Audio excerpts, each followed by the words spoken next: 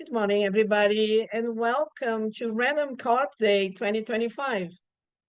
My name is Caroline. I'm a specialist in investor relations in the company, and I'm very happy to be here for this event that we prepared for all and our executive board. It's very important to count with your presence again with a partnership with APMAC. It happens hybrid, and we have people here presentially in São Paulo and online. And all of you that are watching via the Randoncorp channel on YouTube. And for the accessibility and the diversity, the event counts with simultaneous translation into English and Libra interpretation. Today is a day dedicated to transparency, connection, and to listen people and help to foster richness before presenting today's agenda. I'd like to say that the information bring here in this event, they are related to future events and they depend on circumstances that may or may not occur. I'd like also to say that this event is being recorded and that will be made available in our investor relations website and a YouTube channel, Randoncorp One. And today in São Paulo, here, we are very happy that we don't have everybody. We are here not in the south of Brazil because it's really cold in our city. In Caxias do Sul, it's -2 degrees today. So this is why we are doing this event here in São Paulo. We are very happy about it. Going through our agenda, we are going to start with the message of the president, Daniel Randon. And then afterwards, Sergio Carvalho will present our core business, which is aftermarket. And then we're going to have Anderson Pontalti, the EVP International and CEO Motion Control, and Ricardo Escobosa, the EVP International and CEO Auto Parts. They will present Randoncorp in transformation. After that, we are going to have the Q&A session that will be moderated by the IR and Corporate Finance Director, Esteban Angeletti. After this block, we are going to have a little break, and afterwards, we are going to have Sergio Carvalho and Ricardo to present Preparing for a New Cycle in the OEM. They will share with us how they are preparing this vertical to resume the market. And then finally, in the last panel of the day, we're going to have Paulo Prinolato, the EVP, CFO, and IRO of Marco Polo, that will talk about how we will reduce our leverage within this scenario and in this context we are living now. Afterwards, we are going to have a Q&A session, this time moderated by Davi Basichetti, our IR and Corporate Finance Manager. And the final message to deliver the APMAC CEO certificate, we are going to have Daniel Randon and Ricardo Tadeu Martins, the president of APMAC. So now I'm going to explain the dynamics of the Q&A. All of you that are here, you have a QR code on your name tags, and you are going to scan that and write your name to indicate that you want to ask a question. The people online will scan the same QR code that will show up on the screen. Let's see if I have anything else to say. Another thing is you must indicate your participation throughout the panel so we can organize the final moments better. And if we cannot answer all the questions, we have open channels with our IR team. And now, for the official opening of our event, I'm going to call Daniel Randon to the floor. He is the VP of Randoncorp. Welcome, Daniel. Thank you, Carol. Good morning, everybody. I would like to thank your presence and everybody else that's online. Davi Randon, the council The president of the board is also present. The Comex, Sérgio Carvalho, our CEO, Anderson Pontalti, Paulo, and Ricardo, and all our IR colleagues from Randoncorp, especially investors, journalists, and our fiscal counselors, advisors. So we are really proud of being here again to talk about Randoncorp inside APMEC. I would like to thank Ricardo Martins, the president of APMEC. Randoncorp is good to highlight. We have over 76 years of history. My father and my uncle, they had like a little workshop. They would repair semi-trailers, auto parts, and that's the beginning of the story. And today we have 5 main business verticals, and we are present in over 125 countries. And we have 19 employees, our protagonists. We are very proud of it. It's a company that has been working with governance since the 70s. We are public held company. This is why we are one of the multinationals in Brazil with global presence, one of the biggest players in the automotive market, a pioneer in the development of technologies for mobility. We are leaders in our businesses in America. We have strong brands that are recognized, and we work with synergies and opportunities for businesses. This is our map. This is where we are. In the past years, through greenfield and M&As, we increased our businesses with 34 industrial units, 9 commercial offices, 28 distribution centers, 9 solution companies to offer services, and 3 areas of R&D where we have created innovations and disruptive technologies. As we mentioned before, the 5 verticals, especially in the capital markets, important to reinforce these businesses that Randoncorp has got today, especially the auto parts, the semi-trailers, the rail. That's 30% of our revenue when we talk about Ios Suspensis market, our auto parts, Castertech, and the movement control of Fras-le Mobility. This is our main business, almost 70% of our revenue.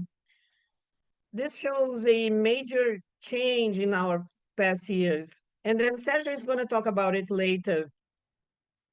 We can have less volatility in our revenue and grow more and more, bringing important areas, financial solutions and services. Well, we had a joint venture with Gerdau in the location of equipment, and recently an investment in ADB, which is a company for financial solutions and technologies for softwares. Only in this company, we have a squad with 25 people working in AI, and it's a company that works for Randon.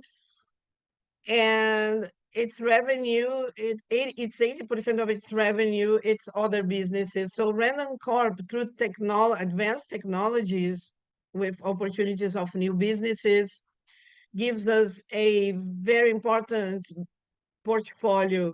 We act on agribusiness, mobility, aftermarket, spare parts, retail, technology. So Randoncorp, in the last decade, I can see it increased its business portfolio, always looking at the business view, which is focused on mobility solutions and connect people and generate prosperity and richness. All of that is interconnected in transportation solutions. And I would like to talk about, we had a small workshop with entrepreneurs in the 70s where we started with the first technologies. We tried to bring from abroad. In the 80s, we had the first joint ventures such as Master, We have 40 years of joint ventures, and we renew the contract for over another 40 years. Yost is a leader in the fifth wheel segment in the world, and we have 30 years of joint venture with them. So it's important to highlight the capacity of Randoncorp in governance and also to work with partners and players. And that has been helping in the past decades our company to grow. And we have a diversification of products, partnerships, and professionalism. And I also would like to highlight, since the 70s, we started exporting with these joint ventures and partnerships. We only implemented, we increased that, reinforcing our last cycle, showing our increased growth, advanced technology, disrupted technologies, and our internationalizations and consolidation abroad um, as a global company. So here are our growth drivers and internationalization. Aftermarket, it's growing more and more. Sergio is going to talk a little bit more in detail about it. Innovation and services. When we talk about the ESG vision, we can not only talk about governance, social, and environment if we don't invest in disruptive technologies for our ambitions, and also to increase our production capacity through the expansion of our portfolio, and also to be present in strategic geographies for the growth of Randoncorp. When we look at our history in the past 10 years, we grew a lot. We had a 3 billion revenue in 2015 and 12 billion in 2024. We are trying to grow a, a bit with important margins that will make our business more sustainable through M&As and such as greenfield and investment in other businesses.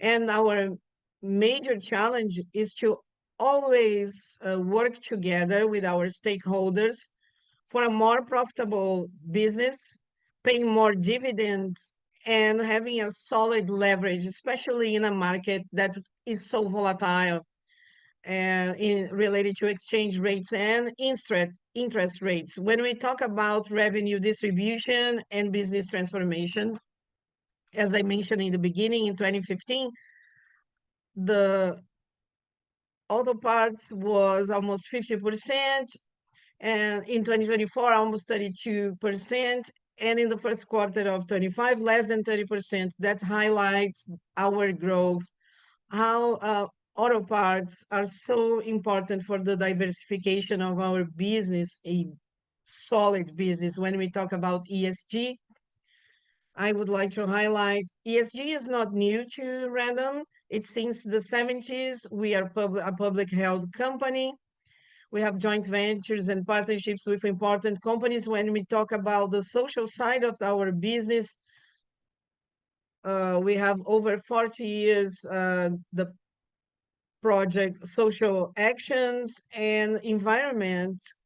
In the example of Frasley, since the 90s, 1995 more specifically, with a 14,000 ISO certification. Randoncorp has been working in ESG not only inside our on purpose, but also our leaderships, they bring disruptive technologies in a innovative thinking. So we would like to reduce our greenhouse gases in 40% up to 2030. And we have done a lot of work, the biomass boiler, and we are doing footprints in our business chains to reinforce the opportunities to improve our businesses. And we have clients in the end, global clients that want net zero carbon up to 2040, and they want to work with suppliers such as Randoncorp that can actually give that to them. And that's our example. We have been doing that in the EC's axle. It's been reducing fuel consumption in 25%. And this is an example of products where clients that have that, in the end, they are global clients that want decarbonization. We have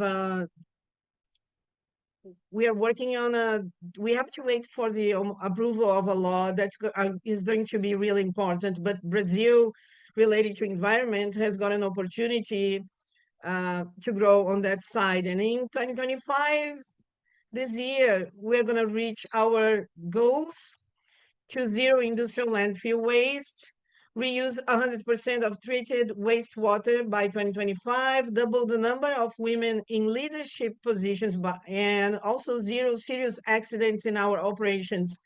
This shows the investments the company has done for our public commitments. When we look at our business environment, we have a more volatile world.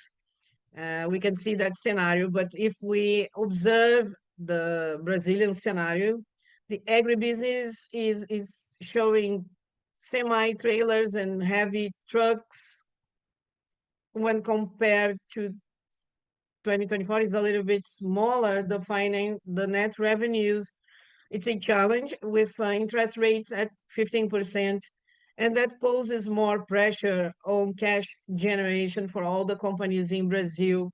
It has been present in the macroeconomic scenario. Consume and services is the government has been incentivizing consume. Aftermarket also has increasing, and talking about Class 6 and 7 trucks, it's a constant. And it's important to highlight that in the USA is going through a volatile moment with fees, and we have many challenges when we observe that, but also opportunities. As Randoncorp, we have observed that closely, the demands of clients in the US and opportunities for Brazil. We have challenges and opportunities at this volatile moment of the macroeconomic environment. It's important to divert the diversification and internationalization. We just disclose a relevant fact where Fras-le Mobility has an increase in capital, primary and secondary at this moment, and that reinforces the leverage and the opportunity of Fras-le to improve its net revenue in the capital markets. There is an operational restitution work that we have been doing, reducing opportunities to look inside our company and spot opportunities, especially in medium and long term, with capital return and equity, new acquisitions. Randoncorp has been showing to be efficient in the integration of new businesses, acquisitions, and synergies. This reinforces our position, our brand, our development. So for business environment, even though we are in a volatile market, we are reinforcing our leadership, our positioning, our brand with the clients and stakeholders. This is why it's so important for us to be present at this Randoncorp Day talking about random and making ourselves available for question and answers in the end. So I would like to thank you again for your presence, and I'll give the word to Sergio Carvalho, the CEO of Randoncorp. Thank you and good morning.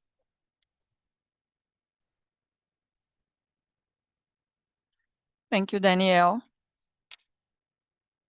for your message. So now we're going to look at the first panel of our day, which is our main business replacement, along with our CEO, Sérgio Carvalho.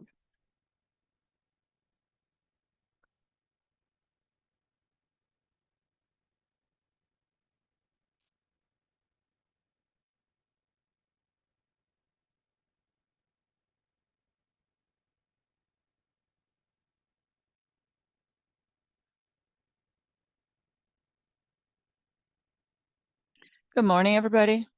Once again, thank you for being here. It's always a pleasure to be able to share a little bit of Randoncorp that I've been doing with you in the past years. So now I'm going to talk about a transformation that started many years ago that is really important for the future of our company. We're going to talk about our main business, which is the, the sector of replacement. There are sectors that are common ones and some that we want to focus more in our cycle, this current cycle. And the replacement of goods is one of them. At Epimec, we talked to you about this and we asked which was the sector that we have that represented a very important aspect. So replacement. So in the first term of this year, 46% of our net revenue of Randoncorp came from this segment. And globally speaking, not only the replacement of our products in Brazil, but globally speaking. As you can see, 37% comes from the motion control, and 9%, which is growing, comes from our auto parts and assembly also. Here's the idea of the progression. The round bar represents the absolute value of growth in this cycle from 2018 till this year, the first term. We can see all the figures of the growth. And in one term only, we grew 1.5 million in replacement.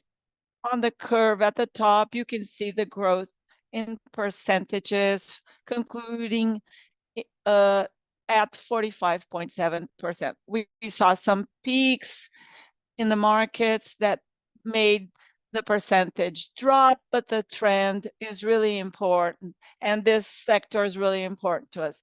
Here's our second cycle for our strategic planning. I would like to mention that we have already shared some of this in previous events, all of our plan with all of these items that we have here, but I'd like to highlight that we began this path to create a replacement powerhouse in 2017 back then. And at this point, we are experiencing this new phase, which is the expansion of our replacement powerhouse. So we're doing it on purpose. We're following a plan that we developed, which is really important for our group. We're talking about aftermath. So in the beginning, our goal, for example, we talked about electrification in the past and autonomous vehicles, a lot of changes in technology. And we were thinking of how we could grow in a more consistent way. What is our safe space? And at that time, we thought about aftermath as being our safe spot. On Monday, let's imagine that all the trucks had new technology. Aftermath would be focusing on the fleet of vehicles. So aftermath represented a safe spot. It's much more than that. At the time, we thought about investing something that would be a safe spot for us. That's why we did all of this work. And why aftermath? I mentioned it because it's a safe spot. It's a resilient aspect of the market. The markets are huge. We're talking about billions, hundreds of billions of dollars are in this market. They are very big markets, highly profitable. They generate a lot of cash. This is really important. It gives us an opportunity of being lighter in terms of assets to participate in aftermath. You don't need to manufacture all your goods in the company. If you have the brand, as we're going to be talking about, you can do a differentiated kind of work. There's a lot of synergy with everything that we do, and it requires less investment for you to grow. Organic CapEx investment when you compare to an industrial unit. This is something we need to focus on. There are several advantages that helped us begin on this path. So talking about footprint and infrastructure, 28 centers of distributions, that's what we have. 11 different countries we are at.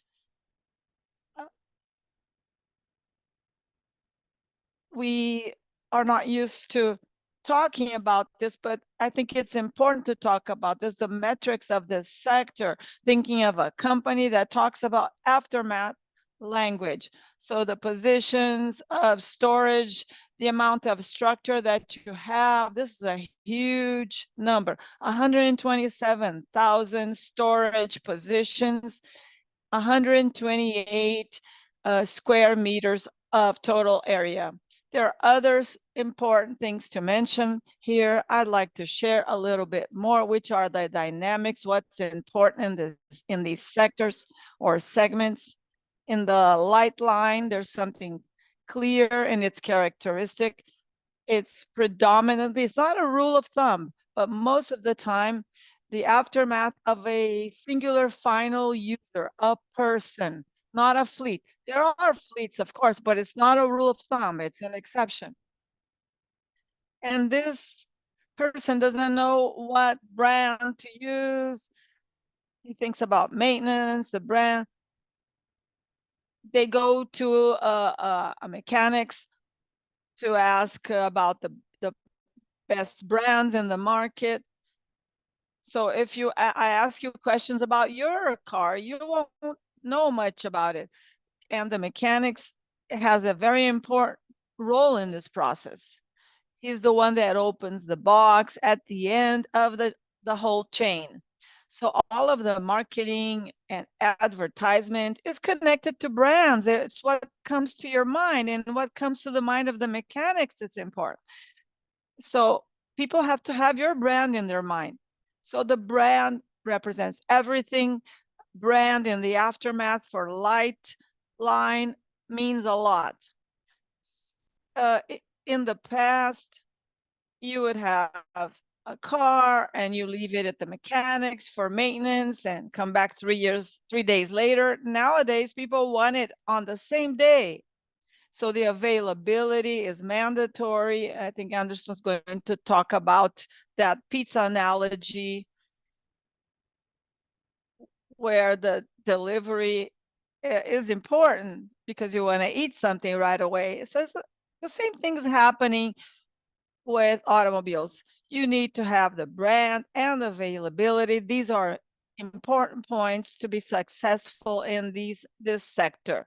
And we also have the push-pull. I know all of you have presented and asked about this topic in previous meetings. What we do, we work with the brand a lot, focused on it, creating value for the mechanics. We have to be in their minds the whole time, and we work with all of the major distributors with sales campaigns, supplying, understanding their needs where there is a synergy. That's the push-pull. This is really relevant for this sector. The heavy line, it's a different story. Normally here, the fleetists are multi-vehicles. It's not the same as what I mentioned. There are exceptions.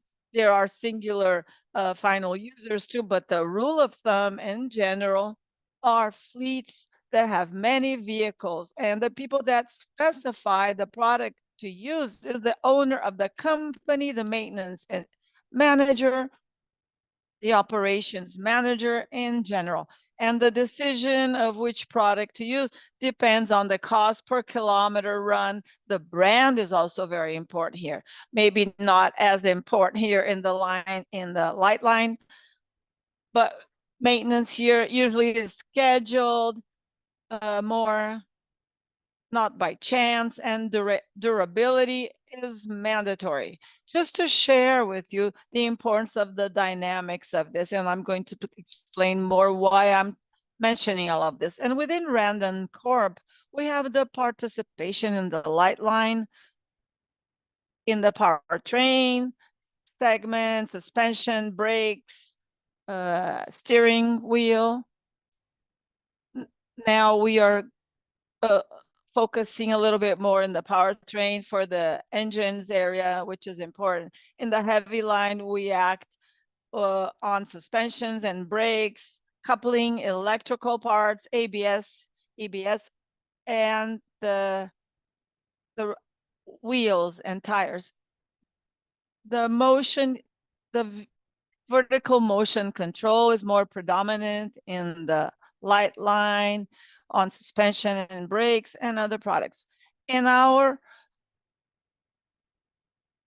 vertical auto parts focuses mainly in the heavy line, and we have an overlap of that the company participates in. And just to clear up some questions from previous events, what is the space of this company or this other group? This is how we see it. There is an overlap. It's going to continue to happen. But the priority space of each one of these companies are outlined here.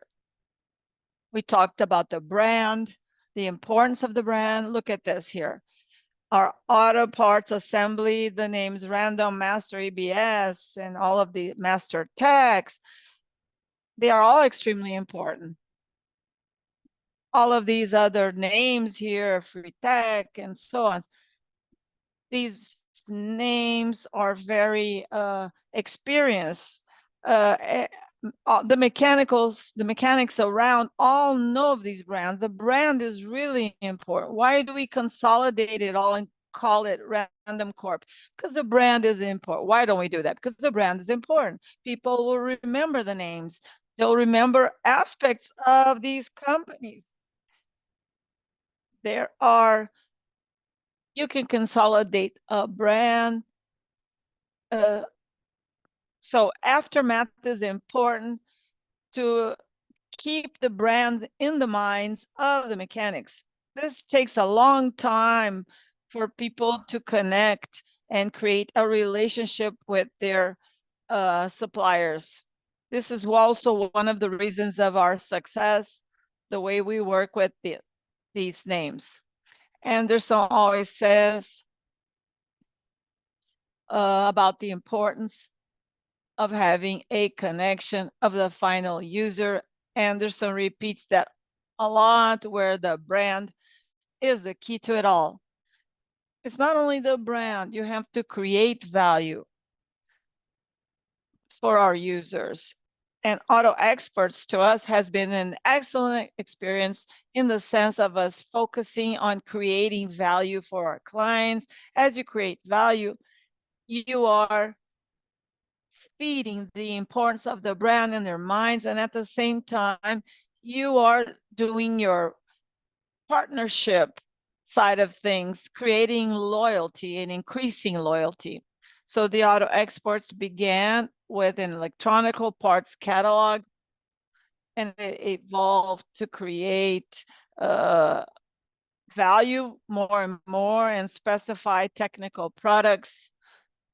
And to specify technical products is much more complex than buying clothing on the internet. You have to find different parts for the same vehicle, and there are several different products available. Sometimes you can make a mistake, and the Auto Experts helps you through the signs where to find the parts, and there are several other attributes in the sense of creating value and facilitating the experience and the journey of the client. We believe in the aftermath so much. We're investing a lot on it, and I'd like to show you a video to show you a little bit of this path.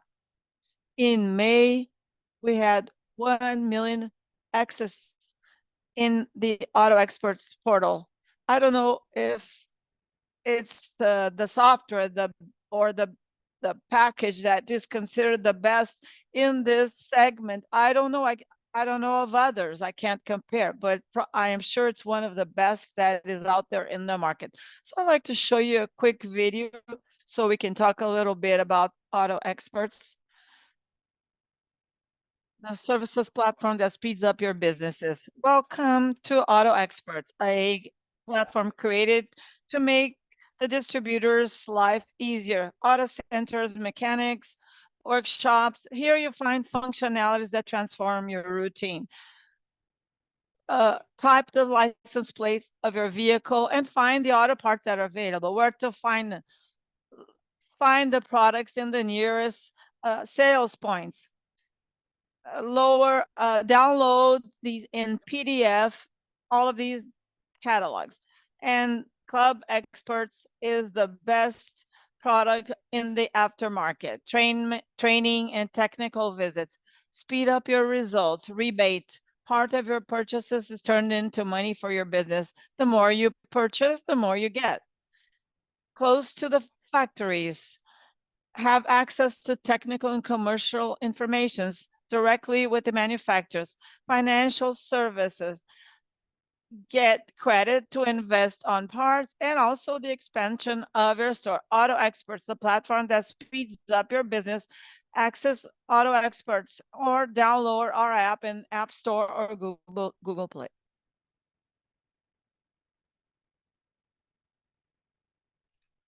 Excellent.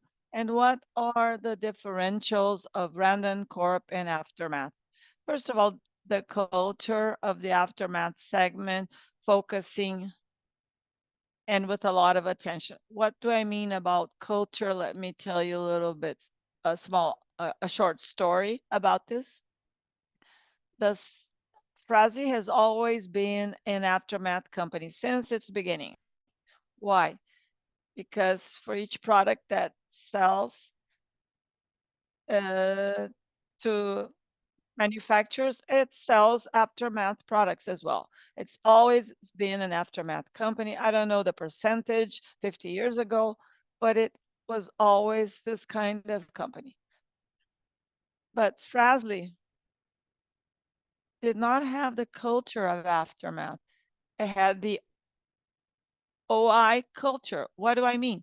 All of the metrics to analyze its performance, focused on OI, all of the discussions, everything they did, thought about the OI business, where its major business was aftermath with better margins, but it didn't have that click, culturally speaking.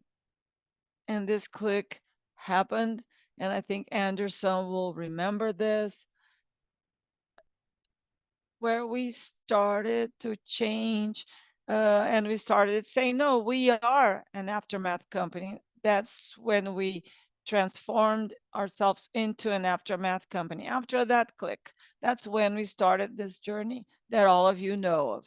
So we have that click taking place. Because before everything we were doing was connected to OI. Nowadays, many companies only think about OI. Most of the competition that work in both segments, but they don't follow this aftermath culture. The trucks or vehicle market is good, so they think that aftermath is not as important when businesses are good. We did that in some of our units, in some of our companies. Uh, and now they are migrating more towards the aftermath. So I think Ricardo is going to be talking about that aftermarket. I'm sorry. So the culture is important. When the market is not good, you are working with aftermarket. Uh, One of our major advantages is that our competition in the market of the trucks is not so good. So this going back and forth, changing the focus, sometimes is not seen as something positive. Thank you.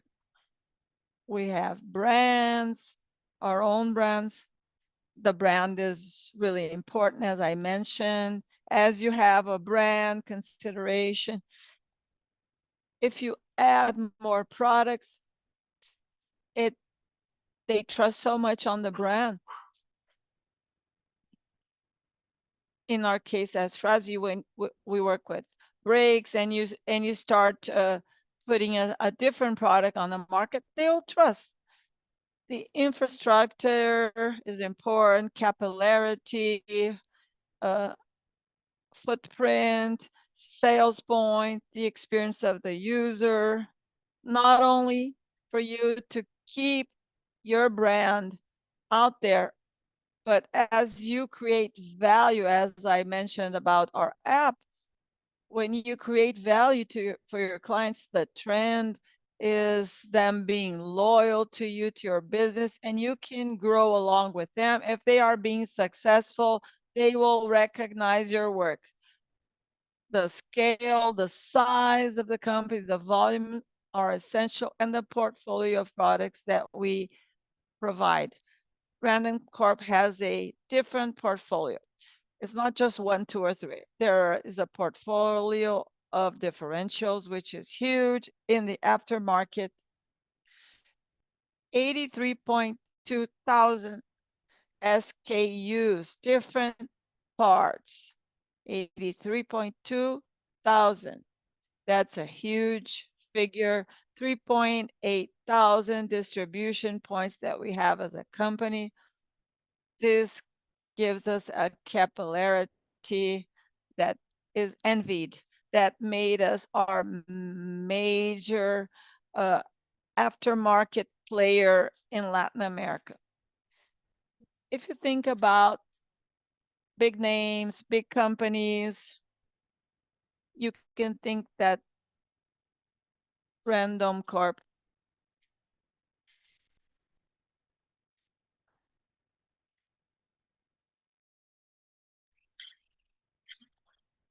We are sure that we are the major player in Latin America. We act in the Brazilian market, in Europe, in Latam, in United Kingdom. But just to show you a little bit of the size of our business, we have a fleet of 42 million vehicles.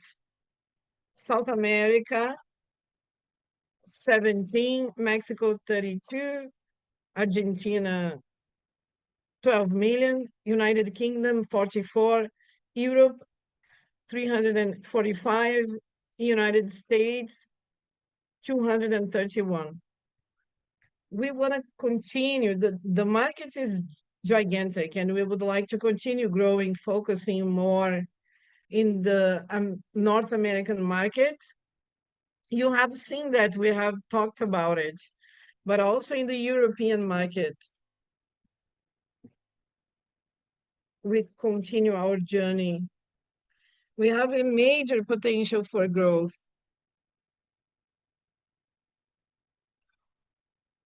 We have, sorry, it's breaking. In general, we have grown in every single line of product. All of them have had a lot of progress. So we have more space to expand our portfolio. As I mentioned once, in a specific geography, if you have a brand that's respected and well known, if you add more products to that brand, it's easy. It's not hard to sell. It's part of our plan. It's like Emerson says, you buy the fast pass. He uses an expression like that. You cut the line and you enter the playground in a much faster way. We have iconic brands. When we create those brands, we have fast access to the market, and we would like to expand. And it's much easier to expand our portfolio and act in other geographies with that ABS, Araconsa, and other companies. And we are going to have more movements and markets in the future. So I will leave you an invitation here to think about Randoncorp in a different way from now on. We give our results in 5 verticals, but behind it, we have aftermarket, we have the internationalization of the company in a very strong way, and Anderson is going to talk about it, and Ricardo also. And I would like to invite you to look at our company as it is in this journey of the company. We are sure that in the future it's going to be even more robust because of its planning and design. Thank you, people, so much.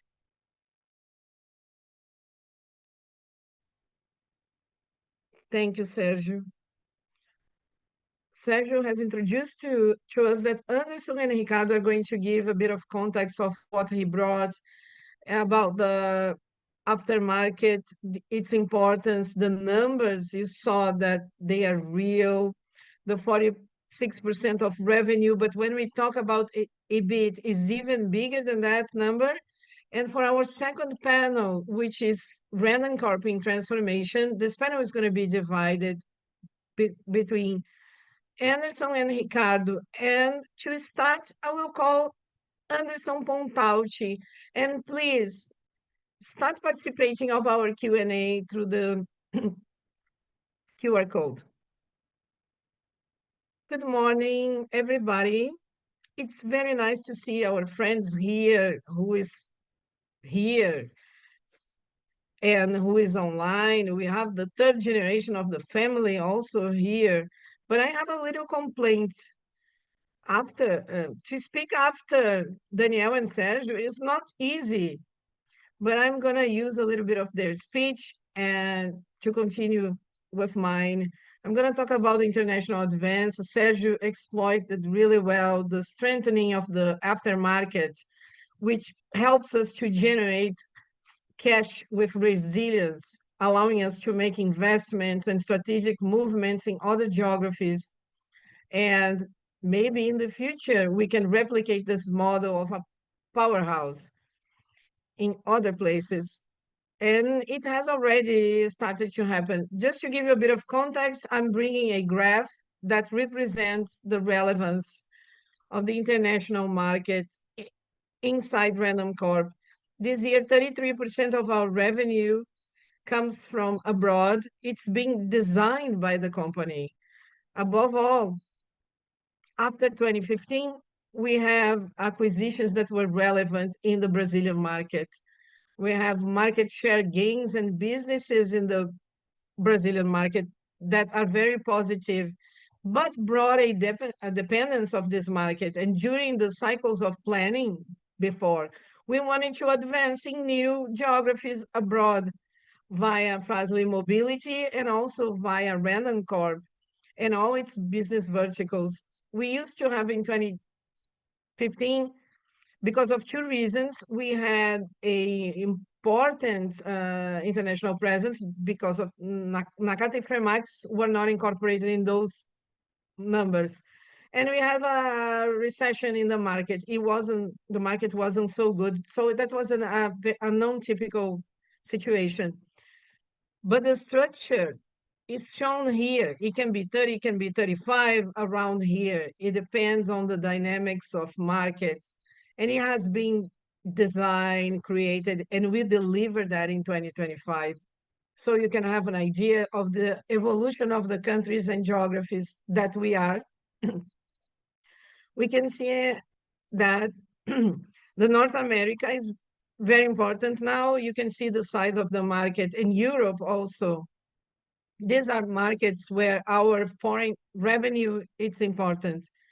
Central America and South America are a little bit smaller. They represent a little bit less now. And when we say that we want a more mature market, we are proving that. So 2025 is already a check in our strategy. Now talking about the cases of internationalization. First, we have Hercules. We acquired this company not long than 2 years ago, or about 2 years ago. It's a company that has got many decades. It's focused in a segment of container chassis in the United States. All the sales is associated. These are not US sales. These are North America sales. We have sales to Canada also. And the full semi-trailer sales. Here is not a segment of container chassis of 380,000 semi-trailer in a normal market position, which is not today. The market is suppressed, is repressed because of uncertainties of that geography. When we acquired this company, our objective was to access the semi-trailer market in North America with a small operation and to open a possibility to start shipping our aftermarket solutions. And also it had to do with our long-term plan and stability of revenue with a strong currency. These are the main captured synergies. We have raw materials being consolidated.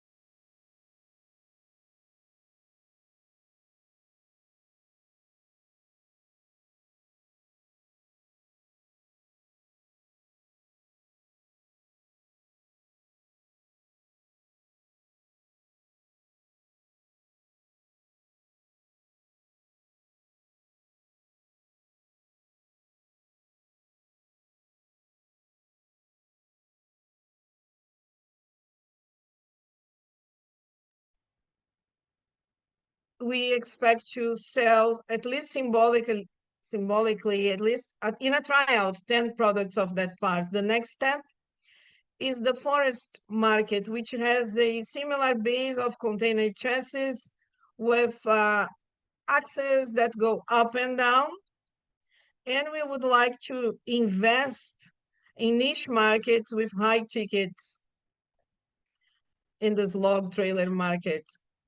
With low investment, we can navigate other niches and reduce the dependence on cycles of segments, specific segments in some specific geography. That's what we have been working on. When I go to flatbeds, I go to XAN. It's a company from with 209 with 70 employees. 80% is OEM, and the other part are parts for maintenance and repair, renovation of products. Here we have a model of synergy that's more important. The model we have in Brazil of aftermarket helping us at Randon starts to be developed in that geography. We focus in trailers market, not only container chassis. We start to navigate other potential products, for example, cargo, and the volumes that are the biggest volumes of that geography. We have sold products for this manufacturer, and it's linked to the local content strategy because Randoncorp understood that AXN, it depends highly on components and suppliers from Asia. And we are doing exactly, we acquired this company to do this transformation. We started to supply logs welded from suspensees to this operation that happened. And we are working in and planning a manufacturing line or finalization of this logs locally, where we, we are gonna get the log from suspensees in Caxias do Sul, which is a pipe that's welded. We are going to weld components, brake components, the brake adjustments, the brake cameras. We are going to weld and paint locally, increasing local content and reducing our need of work capital, and being able to be close to the demands of the market and being able to answer these demands more quickly. So these are the synergies that reflect that. And from that onwards, we devolve drums, cubes, axles, supports. We start to navigate the aftermarket for the heavy duty line with the AXN. And we understand that's a very important platform. Up to now, if you remember, we acquired that with a combined amount of inventory. So we have a sales plan to renew that inventory. In this 90 days that Trump allowed imports with smaller rates, we know that's not certain, but that guarantee a supply until the end of the year. And we will have ready investments allocated up to January next year. So you have an idea of the products, because it's all new to us. They are similar products, but they are specific for the North American market, with the sizes and specifications for that market. You can see axles, air suspensions, mechanical suspensions, and boogie and slider. They are very characteristic of the American market. They are part of the portfolio. All components associated to the repair of these products are also part, and they are represent 20% of this market. Talking a little bit about Dacomsa, is the major acquisition of Randoncorp since the 14th of January. It's not an easy company. It has the age of Random. 1949, it was its foundation, of Moreza. Pistons, they're very solid companies. And I would like to remind you of what Sergio said. Brand is everything. These brands have been built since 1949. This is why brands have intrinsic intangible value in the aftermarket. 4 CGs, 3 factories, headquarters in Mexico. 90% of the sales are linked to the Mexican market, 5% North American market, and the rest connected to the Latin America. More concentrated in Peru and Central America. 90% is light line and 89% is heavy line passenger vehicles. We arrived in Mexico as a leader. We got there already leading the market, and that's really important for us to grow in that geography. I'm going to show you a little bit of the products. We have pistons, that's really big there. We are learning about engines. They have been a surprise. These are the items that mechanics buy the most. Nobody wants to have to reopen an vehicle engine when you have like a maintenance failure, because the part represents only 30% of the repair cost. The rest of the cost is labor. This is why the brand brings reputation, quality, services offered, reliability. This is why we like it so much. And as a consequence, our margins are very attractive. What are the opportunities in Mexico? Powerhouse, I mentioned before, the fleet is really big, similar to the one in Brazil, but older, 16 years average of the fleet, and a great opportunity here, the friendly shoring and the near shoring. From Mexico, we can start navigating isolated markets. The main synergies have been captured. We mentioned 30 million in a horizon of 5 years today through the launching of product lines, efficiency, outsourcing. These are all the roads we are working on, and we can say for sure that the 300 million will be surpassed, and they will happen before the 5 years planned, because the sourcing opportunities are more evident. They are bigger than what we expected. They take time to be captured. They will reflect in our results from 2026 onwards. So we are really happy with this acquisition. We know the success of Fremax and Nakata, and now we are sure that we are going to show the success of Dacomsa. And I would like to wrap up looking at other geography. This company we acquired in 2023, Juratec, I'm going to show a little bit of the profile of the company, saying that it's an asset. It was a brand, and a channel that was ready. And I want to show what we have already delivered with the synergies. We have started to sell the commercial line of Frasley. Juratec has expanded its line to other territories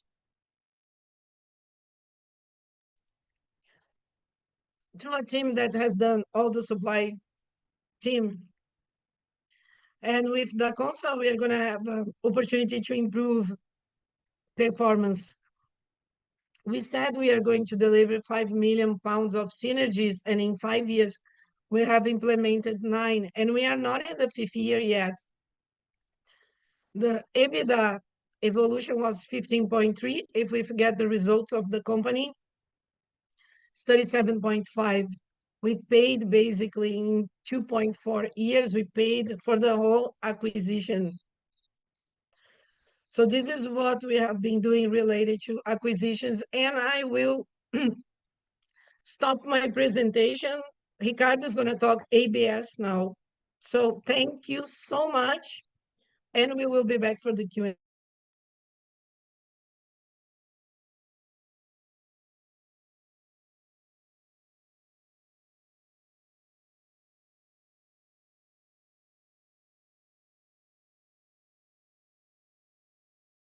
Synergy. So a combination of everything that we saw in terms of success. And to continue with this success story, I'm going to call Ricardo Cobosa, who's our auto parts CEO and our vice president for Latin America. He's going to talk about this a little bit more. Welcome, Ricardo.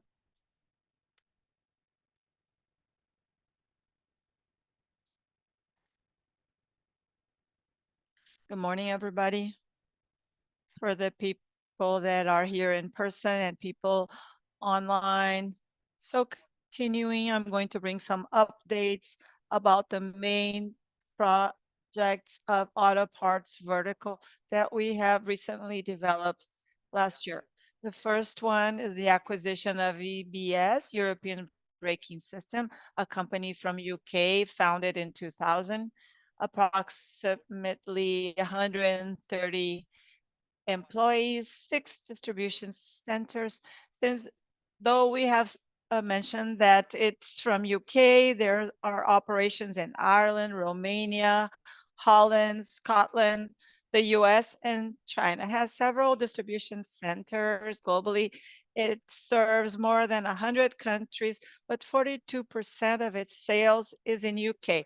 However, it communicates 100% with everything that we've mentioned here by my colleagues. All of these sales, we are transforming them in actions accomplished in the aftermarket and strong currency. 98%, almost all of its sales is connected to Europe and strong currencies. And it has more than 35 SKUs. It was acquired by Master, our joint venture, and to have a comparison basis. Masters in the local market has 1,000 SKUs. So uh, a brakes company that has more than 35,000 SKUs has been acquired, and I'm going to explain more. It's the first M&A, an international one on auto parts. And another important point that's providing synergy with our other activities is related to e-commerce. They have a very strong e-commerce in UK where more than 35% of its sales happens there, and it provides more business possibilities for Latin America. The items that have been mentioned, a long-term wise relationship capability, a strong brand in Europe that brings robustness of the European braking system by Masters. Talking about the strategy of this acquisition, before this acquisition, the sales channels that auto parts vertical actuated, it was by Random or others. Now the auto parts vertical is more international, has more resilience, and diversified its sales channels, with EBS now working in Europe. It will highlight its several distribution points, 1,000. Now it's going to be 5,000 distribution points, adding up. From Master is the leader in the national market of brakes system, mainly wheel brakes that goes on the trucks, the bus, the semi-trailers, the axle of the brake system. It has 70% of market share. The other 30% is in-house of the OEMs, or else it would have even a larger market share. The introduction of EBS in Masters portfolios expands the geography of Masters, where it's acting, where it's working, and also expands the product portfolio for EBS's market in Europe as well as in Latin American's market. The brake system has several parts, compressed air for pneumatic, uh, and several valves. And when you step on the brake, you actuate the commercial brakes which Master possesses. So it expands this whole system.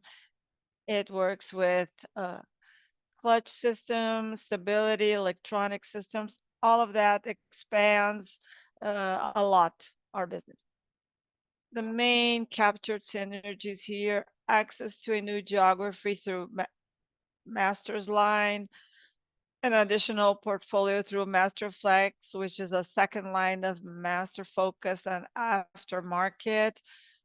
It increases the lines, the supply base. Last week, for example, I was in China with EBS guys and the Masters guys, and they have suppliers that work through Masters or EBS. When we got there, adding both capacities, we understood that there were some suppliers in China that 50% of their production was destined for both of them. So now our volume is worth gold in the Chinese market. Everybody wants to supply, and they do a lot of robust activities so we can expand our businesses, have better commercial opportunities. All of this is connected to the ESG topic because you take the part that's in the field, you clean it, you do the repairs, and then take it back out into the field so you have less raw material and power consumption. And that communicates with the ESG topic. This is a new product that Masters is able to start working with here in Latin America. Experience and aftermarket. And one of the activities I mentioned about last week is to increase 30% the warehouse that we have in China to serve the markets, because everything goes through Manchester, then goes to Holland. Now we're able to provide and supply in China and also in Latin America. As I mentioned in the beginning, e-commerce is essential, and one of the main things of EBS is this acquisition that's providing synergies for Masters, which is the next day delivery. In 24 hours, it delivers in all of Europe the needs that our fleets need. And this learning opportunity is being brought here to our auto parts vertical. More than 30% of increase in revenue with e-commerce. More than 70% of the people that use e-commerce uh, come back for a new purchase, and the amount of number of orders is huge. More than 23.5 thousand orders per day through the e-commerce. Let's talk about the Mogi Guaci site, which is strategical for auto parts vertical. It's very close to our main clients, the OEMs and the aftermarket. We have the possibility of expansion. We only use 30,000 square meters of built area. We can save a lot of area in this area. So this provides an expansion possibility. Climate changes, they are happening. A year ago, look at what happened in our state. This geographical diversification to be able to be there for our clients is essential. That's why we are investing in the Mogi Guaçu site. The climate change is a reality in our market. High automation level factories. I'm going to talk more about that, and the capture of synergies with other units, optimizing fixed costs through a more integrated site within Mogi Guaçu. Talking about Castor Tech Mogi Guaçu, there's a growth of 20,000 ton per year in Castor Tech's capacity of molten iron. We did the SOP of this unit in June of last year. We started producing 1,000 drums per month, and we increased a lot. Now we're doing 300,000 per year. Our focus is 18,000, adding up to 200,000 tons, 200,000 drums per year.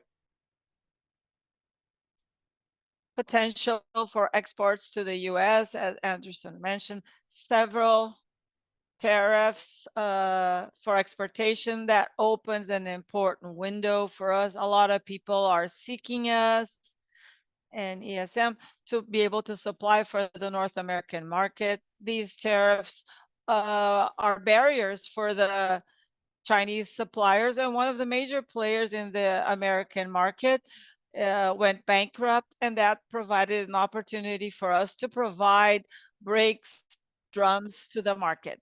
Talking about the state of art in the production of brake drums, the same brake drum that we produce in Caxias do Sul, we have 50,000 people working to produce that. In the Mogi Guaci unit, per ship, we only use 13 people for that. It's an amazing automation that we have in this line. And the ramp up and this launching has been happening in a better way than we even expected. And no doubt it's a major opportunity of using NIONE, one of our advanced technology companies with niobium. It provides more resistance, reduction of mass, and a better competitiveness to reach the market spaces and to improve the line that we have within Mogi Guaçu. Talking about Castor Tech, and in Dayatuba, we have a 10,000 ton per year capacity where it produces components for agricultural machines, Caterpillar, John Deere, and also construction machine. And also smaller machines where we make the supports. Frasley companies buy from it, and other companies. There are smaller companies to produce supports for the brake system and suspension system. We have Castor Tech in Mogi Guaçu starting with 22,000 tons per year and can double there in this location, and the Castor Tech Matrix with a higher capacity for producing 50,000 tons per year. The combination of all of these provide 105,000 tons per year of capacity for Randoncorp. And the components part is that we still buy molten iron from the market, and Castor Mogi Guaçu coming in provides synergy and helps us reduce international purchase or external purchase, and that provides a lot of opportunities. Talking about suspensions, Mogi Guaçu is a new plant. It's ramping up. We launched it in the first term of this year. It's the largest order that has been acquired by Randoncorp. It's 7 billion reais in 10 years. It's a diversification of products. We increase the size of our pie, and suspensions also increase its potential market, working with front axles in commercial vehicles. So all of the commercial vehicles will be machined and assembled here. The production lines, state of the art, are the lines that were of Mercedes-Benz. There are two older lines there, and we're doing a ramp up coordinated with Mercedes-Benz, so there's nothing missing. And we do the transfer of some lines, we buffer them, and then we work with the other more automated lines where you have all the AGV systems with the little robots bringing the parts. You feed the lines and connect to the needs of the demands, and all of the torques, angles, transistors are all done through electronical systems that ensure stability. With Between the automation and production capacity and the ERP or SAP system, we have our Easy Mass, which is a system developed in Randoncorp in our Advanced Technology Center. It's a system that connects the production orders and the automation in the line. It's ongoing in the Suspenses Mogi Guaçu mill, unit. It provides all of the visual information, reducing rework and rejects, and provides the warranty of our products and our system, and that is extending to our other units. So just to bring some information and there, here we'll have the new two lines. We are 50% above what we had expected with Mercedes-Benz from Brazil. We had foreseen for June around 70 front axles. We delivered 130 per day, and now we're going to move up to 180 in July. And next year, we're going to move to our total capacity of 280 axles per day in our Mogi Guaçu Suspenses unit. So we are delivering more than we had planned initially. All of these lines will be transferred until October, and a higher potential of revenue within the auto parts vertical. Besides this unit enables us to assemble semi-trailer trailers. What's the intention here? We reduce the cargoes that left Caxias do Sul to meet the needs of Araraquara, reducing the cost. We're closer to the markets, the main ones there, the Central West and East markets, and now the Northeast. And in the second term, we're going to start producing axles for semi-trailers for the needs of Araraquara. And talking about the Mogi Guaçu site, we are about to conclude until the end of this year the delivery of a new auto parts CD where master is going to be located with all of the expansion of products portfolio with EBS and suspenses. We're going to we're going to be closer to our main markets. We're going to have a lower cost of bringing imported parts through the Santos ports and to be distributed here. And the synergy capture will be essential for us to expand our business and the penetration of aftermarket.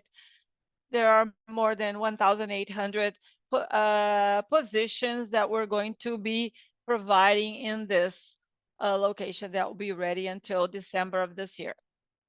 I'd like to conclude and mention that the trucks, buses, and semi-trailers markets, when we compare the first 5 months of 2024 and this year's first 5 months, there was a drop and 5% in its production.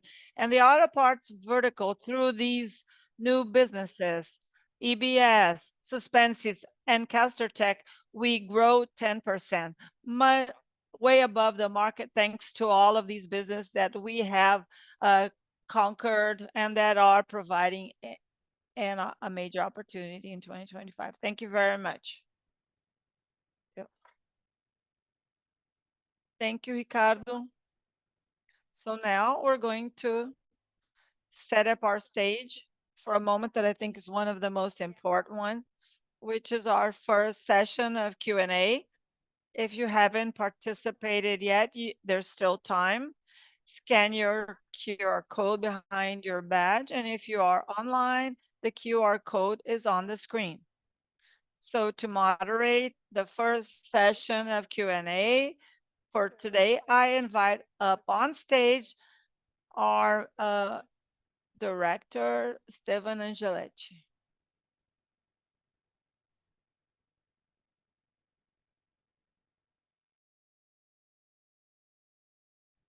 I also invite Sérgio Carvalho, Anderson Pontalti, and Ricardo Escobosa to come back to the floor.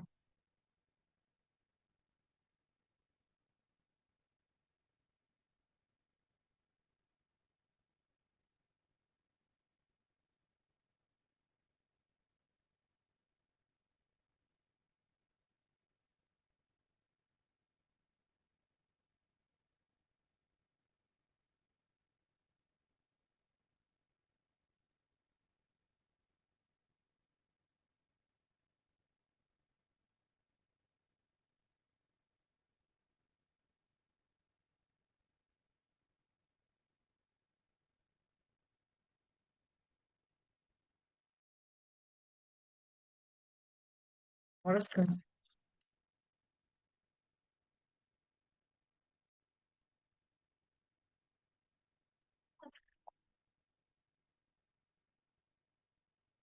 Revise twice that number, 46%. We are not used to talk about it in the house, and I'm happy we can bring that to the market. Geographies, internationalization, organic growth, and non-organic growth. It's a lot of topics we can approach. I'm sure there are many questions for us, and we'd like with the first question from Lucas Marchiori from BTG. Lucas, as you have the microphone, you can ask your question, please.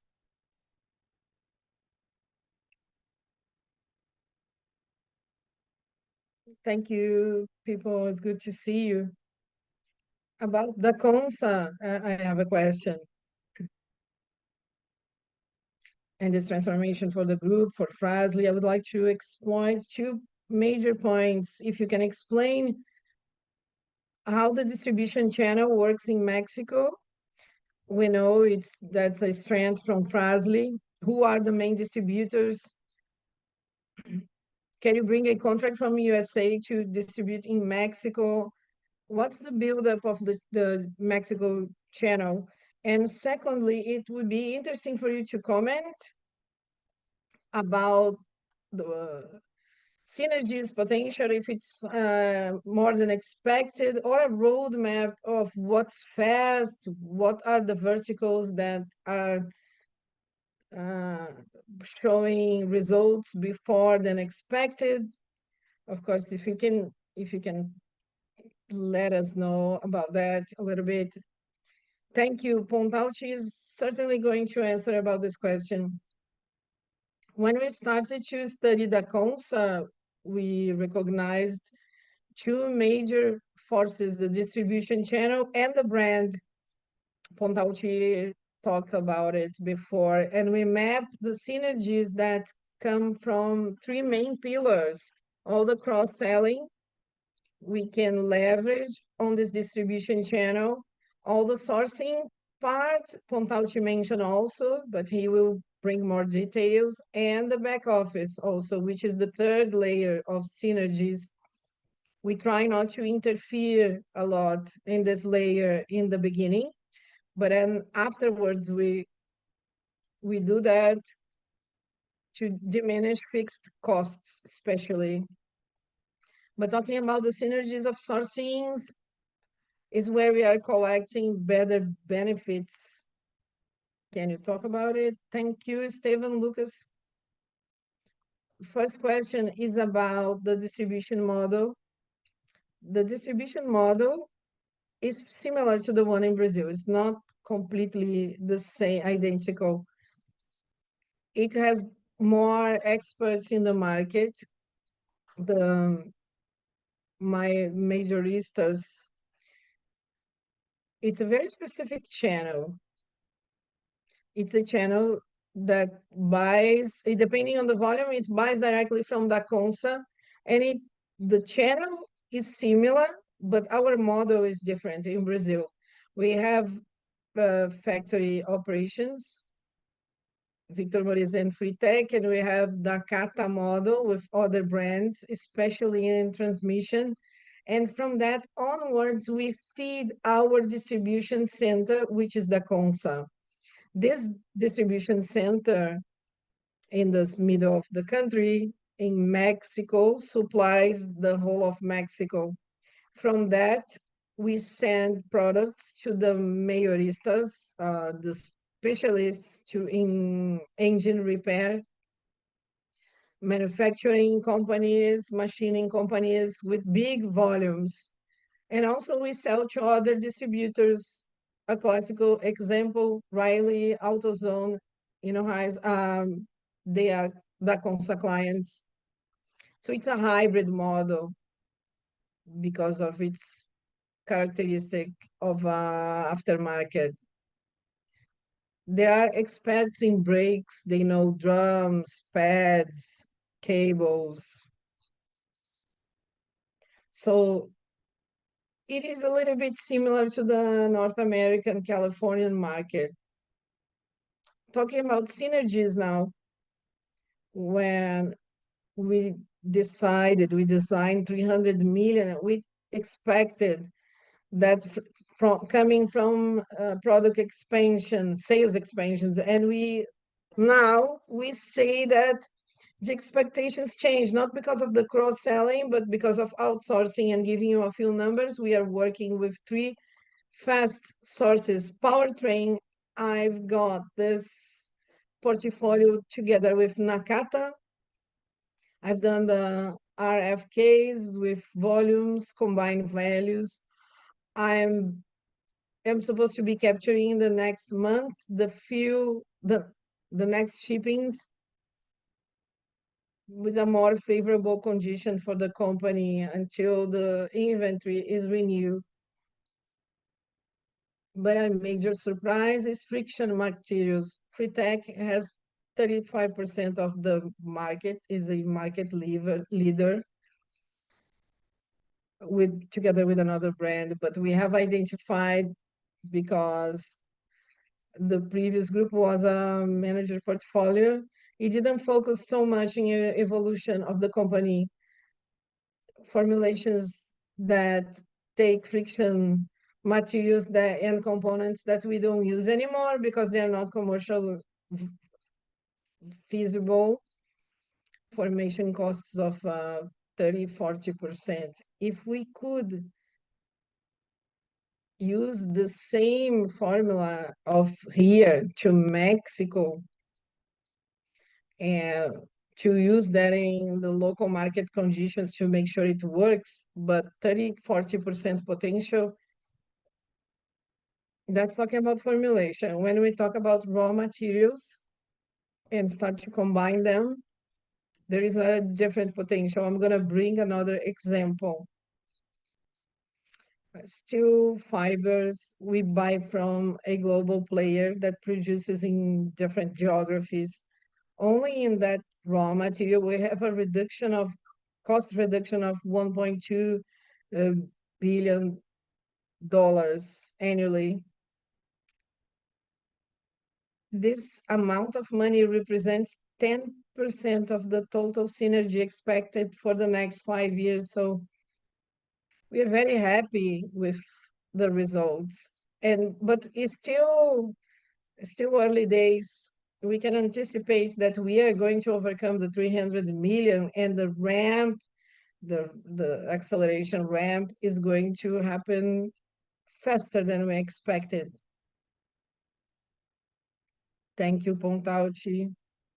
So the acquisition of the Consa, it was a group that didn't focus so much on that sector. Now we can collect all the synergies focusing on that. So next question is from Gabriel Chiner from Santander. Thank you.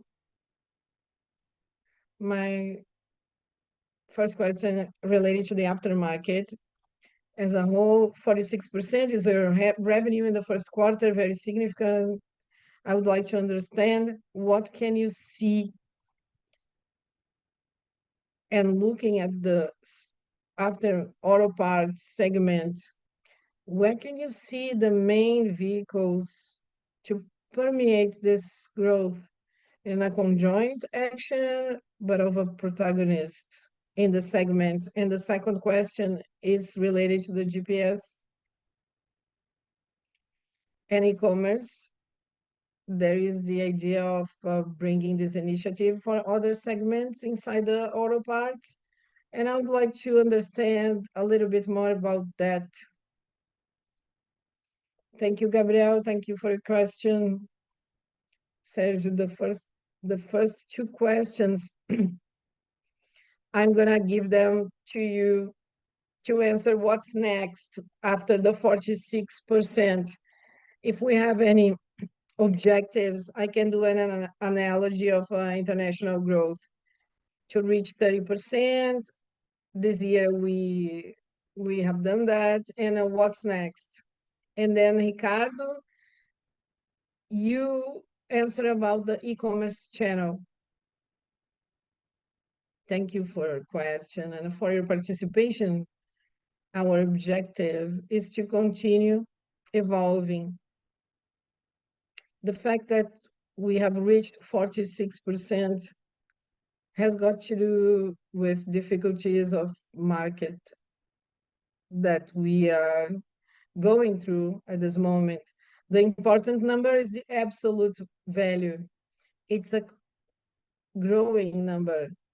And our objective is to continue, of course, in this growth journey. And we don't need to, we want to go to where we want to focus as a company. Our motto should be like, we want to grow. We have opportunity because we want to grow, so we can be stronger and guarantee the success. We have the means to invest. This is why it's so important in this world of technological changes and political changes.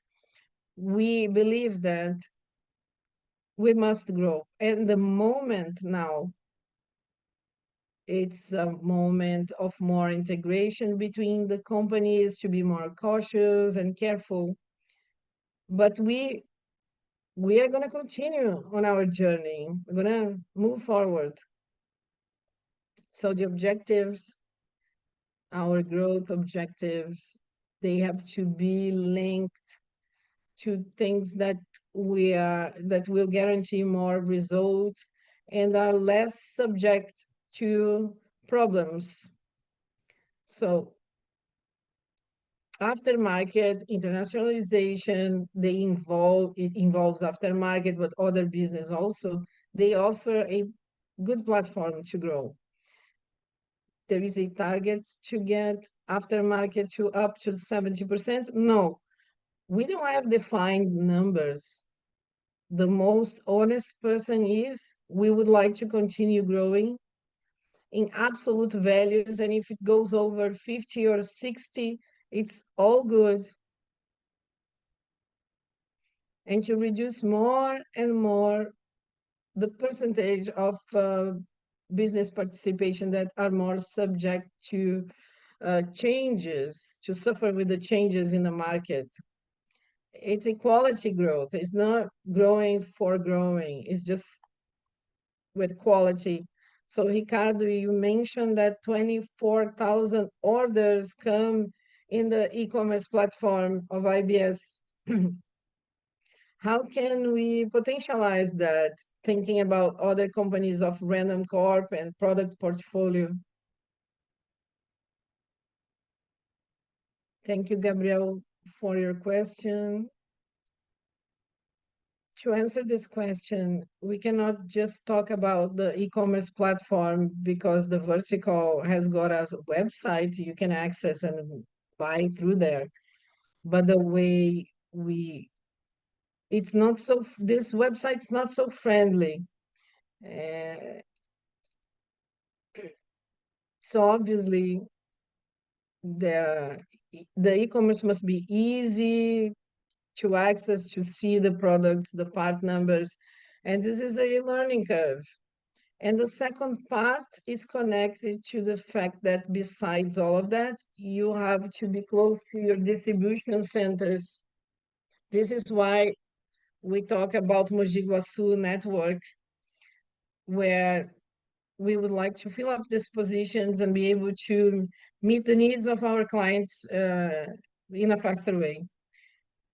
And I would say also that Sergio mentioned before, we are used to sell to OEMs in the right time, in the right quantities. And when we talk about aftermarket, it's ABS measures the way they measure their business. They measure it by loss orders. They manage that through the Power BI to guarantee that there are no loss of or sales orders through the physical stores or other ways. So it's a sequence of activities, and we want to learn and become more professional to be able to meet the demands and increase our market share, because we have a lot to grow and to improve in South America. The KPI changes, but the objective is the same, which is to meet the needs of clients and generate value for the chain, right? The next question is from Andressa Barota. She's analyst from BS. Thank you. Thank you for this event. I have a question about Hercules. You announced before the diversification for new products of Hercules. I just would like to understand, what do you expect for this division in the long term? Maybe you expect to migrate to a more similar model that we've got in Brazil with a portfolio that's wider related to products. And another thing in Hercules, current products, you have 6% of share. What are the market expectations to increase market share? Thank you, Andressa. I'm gonna I'm going to answer your question about Hercules portfolios to Pontalti.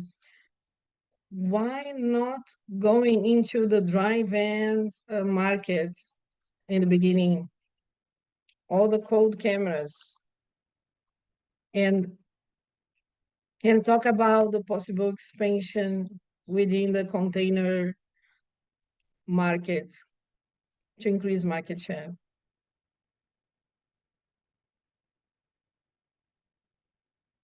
Thank you for the question. Uh, Looking specifically about Hercules, we want to expand our portfolio, maritime transportation,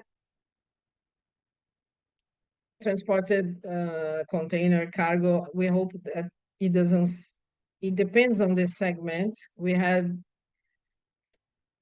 a very bad 2024. 2025 is being really good because we were very happy to capture the biggest sales order of the market that will guarantee sales revenue until the end of the year. This is why we want to diversify, but thinking in low investment and optimization of footprint installed in New Jersey, products that are proper for what we can do there. And to go to other segments is not something we are not thinking about, but we have to be careful with this strategy so it doesn't hinder or harm our expansion strategy of aftermarket. We understand that it's more profitable, has more synergy, we can win, we have more experience, we have good relationships with trailer manufacturers. We know all the truck manufacturing companies, so we have this relationship. So this is how we can, maybe we have opportunities to potentialize Taiwan AC's campus, not only having a commercial relationship, but also to create value for this market through our technology department. If we just acquire a major player of dry vans, or we understand that or refrigerated trailers, we can understand that we sell that to ourselves and cannot have access to others. Maybe that can weaken our strategy. So we have a specific niche in the United States. For now, our strategy is not to expand a lot related in trailers and expand more in auto parts. The growth of semi-trailers and trailers, it's more a mean than objective in itself. And it complements Sergio. Oh, he explained really well. We bought Hercules with a niche line with a 6% of market share, considering our current volumes. So our market is in a low now, considering penetration. So we want to continue growing with Hercules and operate under the radar so we can grow the auto parts when they are consolidated, etc. Then we can go back to act and think about an expansion of this vertical with other products, semi-trailers in the North American market. Let's go to the next question, Marcelo Mota. Thank you.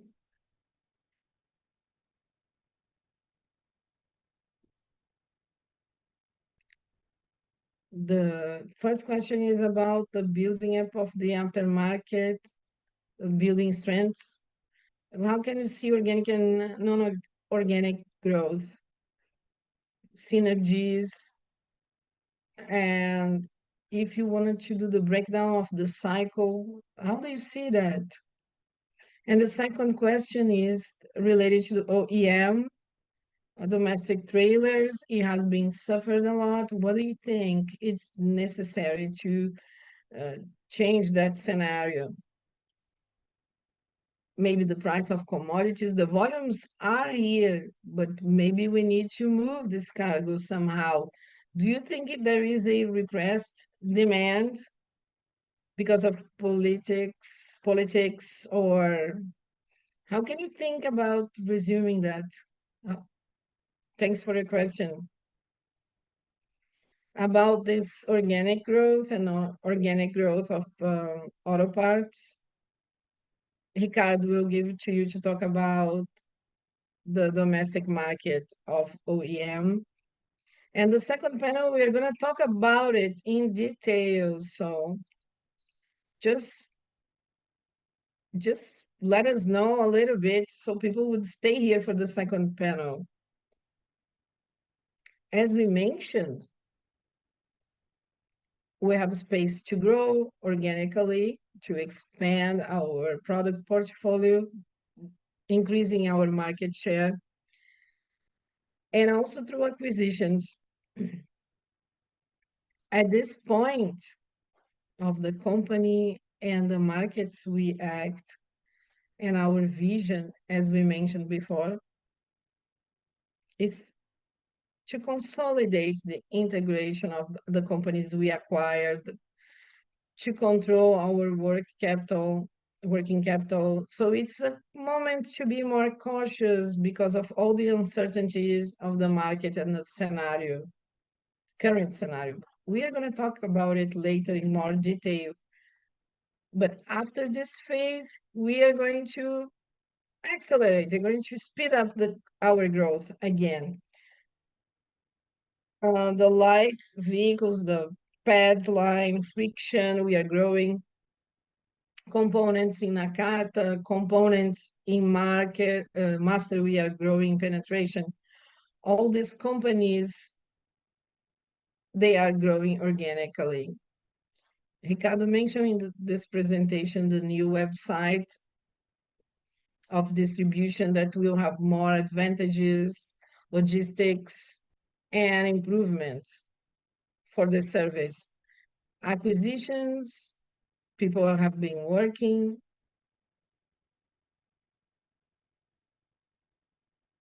We are analyzing. We want to be prepared, but this is not the moment.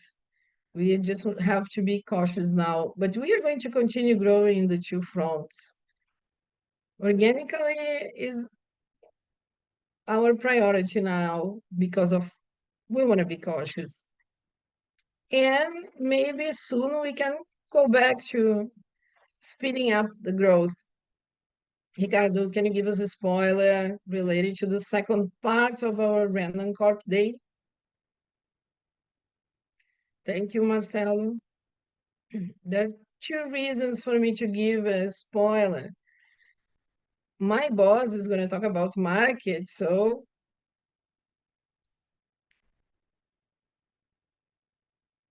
we are going to be showing, Sergio is going to be demonstrating a little bit about the market, and the agri market went down a little bit. It's affecting us as OEM because we are always focused on that. And compared to the siders and dry vans, they are growing because of the e-commerce, and people are buying cider and dry vans on Black Friday already. So we have different situations in the market. Sergio is going to talk about it later, and then we'll answer this question afterwards. So the final question of this session, Gabriel from Itaú. Thank you, Esteban. Only one question from our side. We would like to thank you your the presence of all the executives here. So can you comment with us how internally Random decides related to capital allocation, given the size of the company, the Fras-le business, aftermarket for light and heavy vehicles, the number of geographies the company acts in nowadays, productive basis, leverage of the group. We would like to understand the decision-making process for capex and capital of the company? Do you have any criteria? Do you have any segments in the company? Do you think you have? We just wanted to understand the capital allocation and how that is discussed internally with organic and M&A opportunities. Our challenge as executives are endless, and we have limitless resources. So capital allocation must come from a very good decision. Danielle, please, can you answer that question?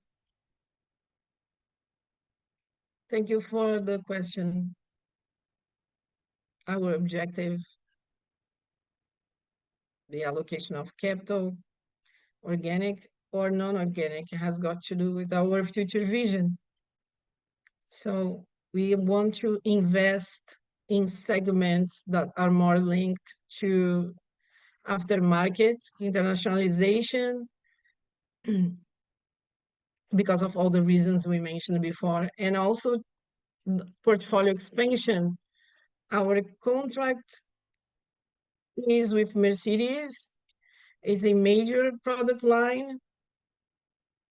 When this automatized line is installed, we are going to release the other two lines, and we're going to use these two lines that we are using for Mercedes for other things.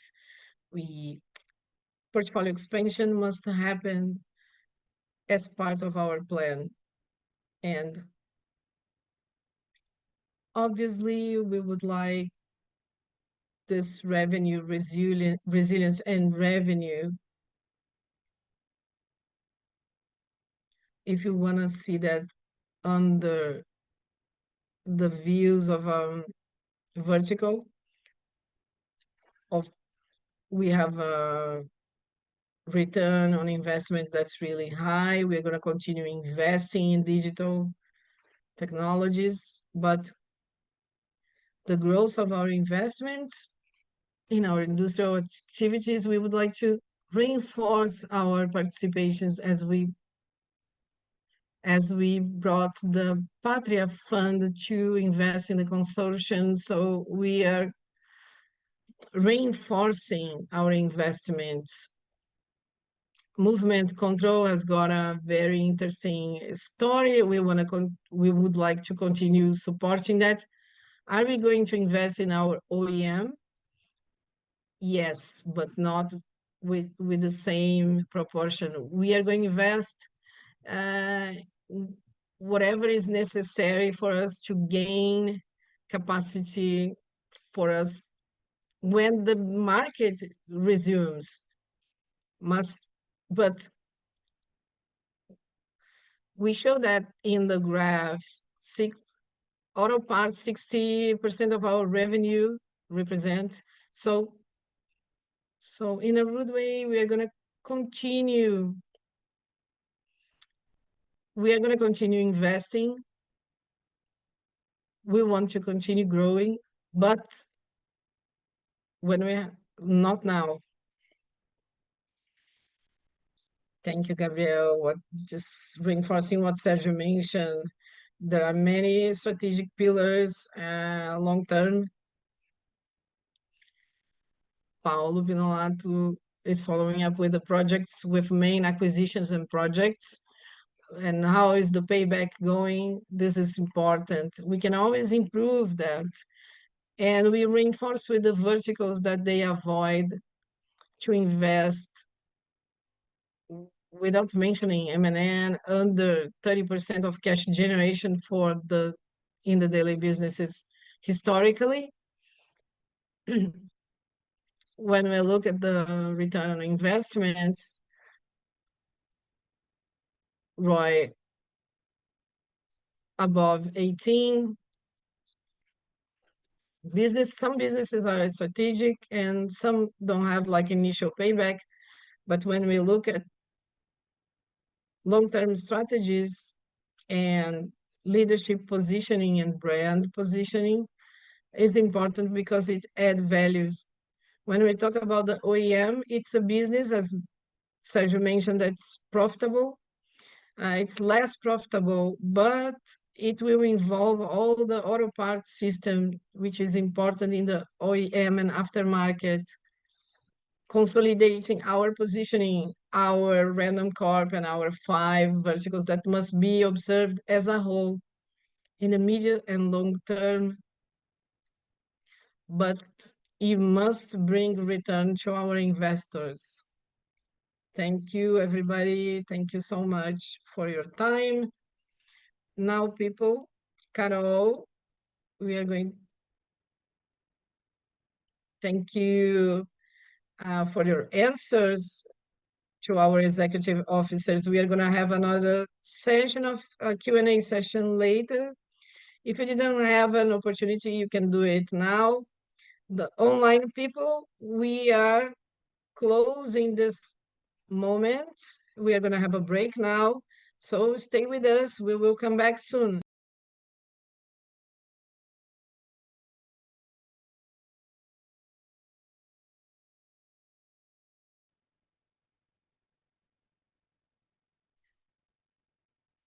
So we're back to our 2025 Random Corp Day. We will continue with our third panel. I know you are all very anxious because we already talked about our vertical OEM. This panel will be shared. And to begin the panel, how we are going to resume the new vertical OEM cycle when our market comes returns. I'm going to call our CCO, our CEO, Sergio.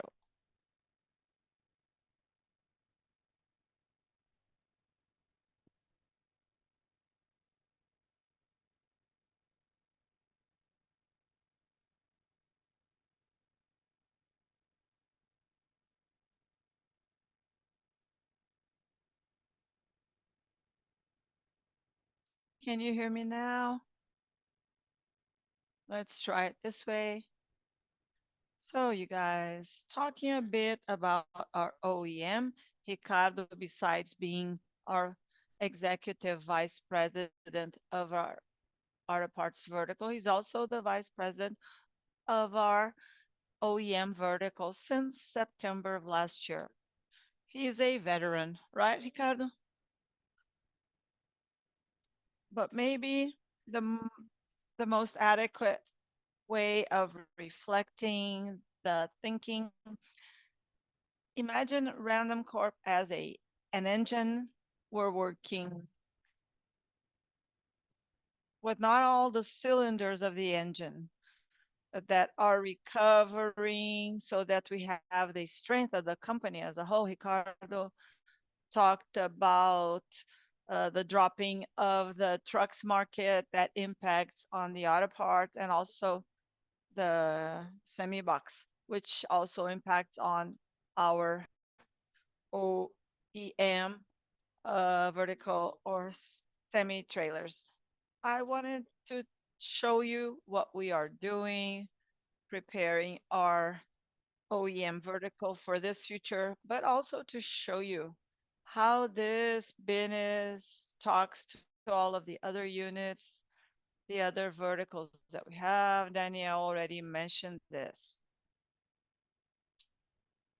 So just to uh, review, we're among the top 10 in the world. We are pioneers in exports for many, many years now.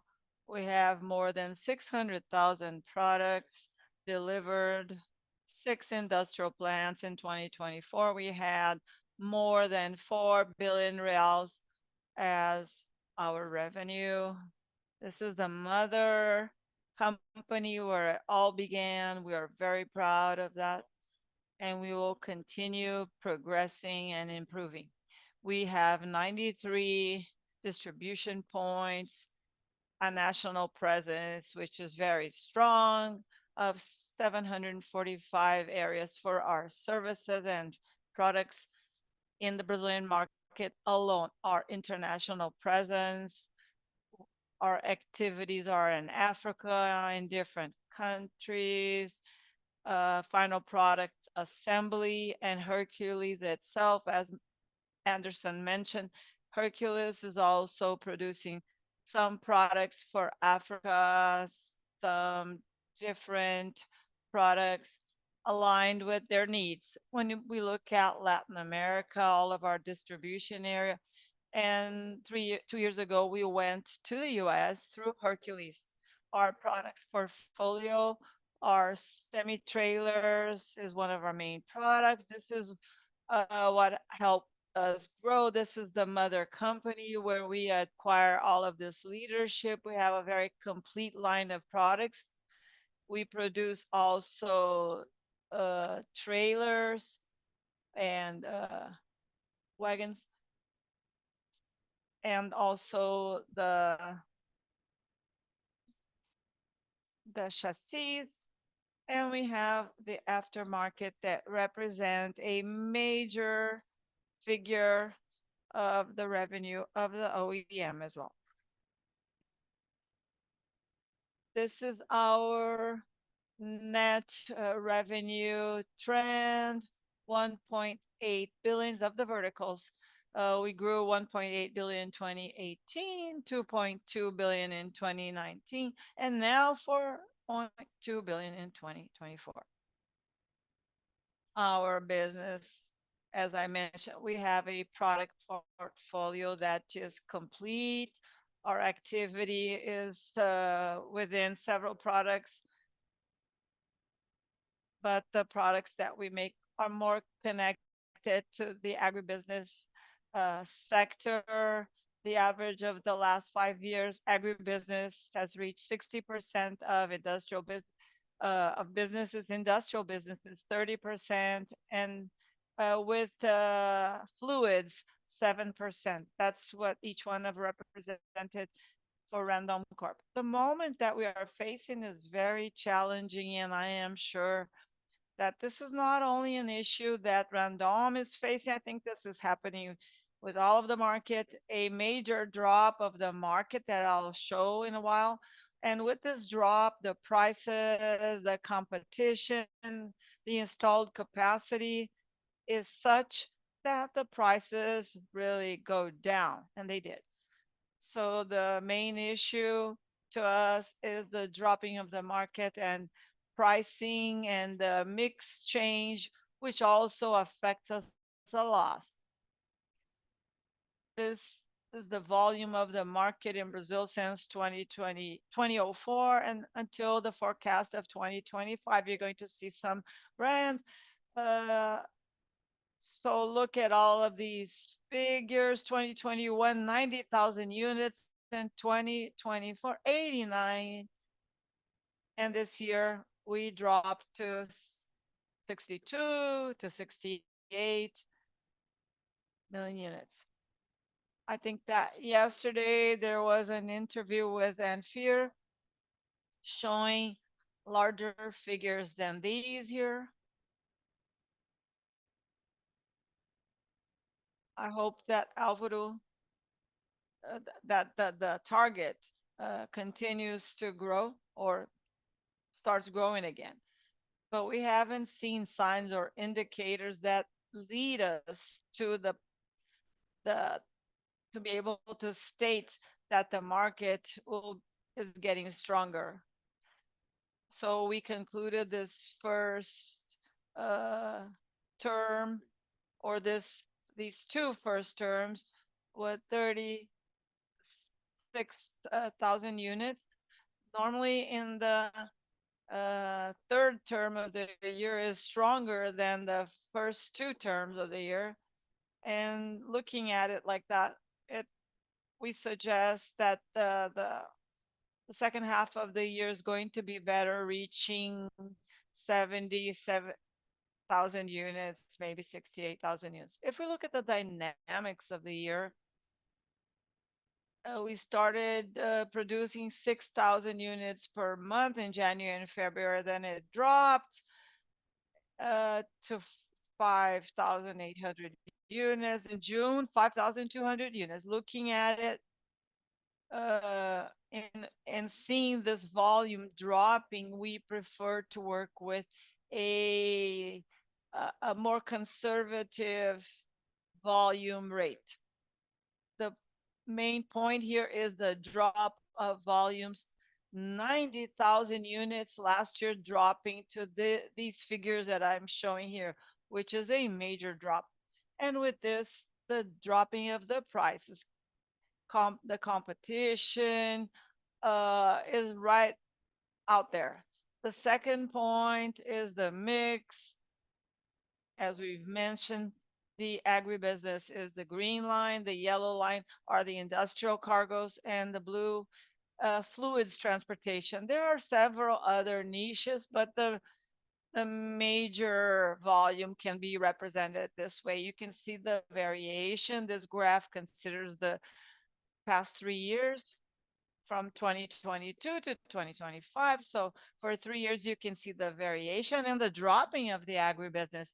So a substantial drop. The agribusiness sector dropped 25%, 30 something percent, and the industrial cargo increased to 30%. So this is something that is affecting us. I talked about the volume, the price, and this is the third point, which is the mix. So as Ricardo mentioned, there is a transformation that is very strong that is happening in our business, preparing the company for the future. Ricardo is going to talk about that. But we are making our structure adequate and our business adequate to the reality of the market, not only in terms of variable structure, but also the fixed structure, optimizing our footprint, a lot of investment on automation, the optimization of costs in the general sense, the capacity facing the market that we have already mentioned in other meetings, that we were not able to follow up on the growth of the market. That is not a priority now. But when the market resumes, we have to continue expanding and the development of value for our clients through product technology. So I invite Ricardo up here now. Carol, please continue. Thank you, guys.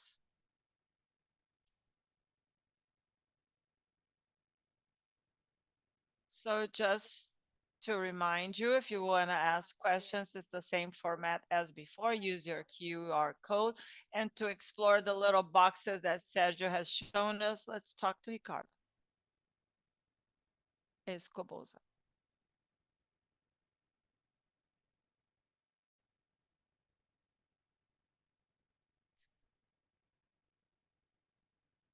So coming back, thank you, Sergio, for the introduction.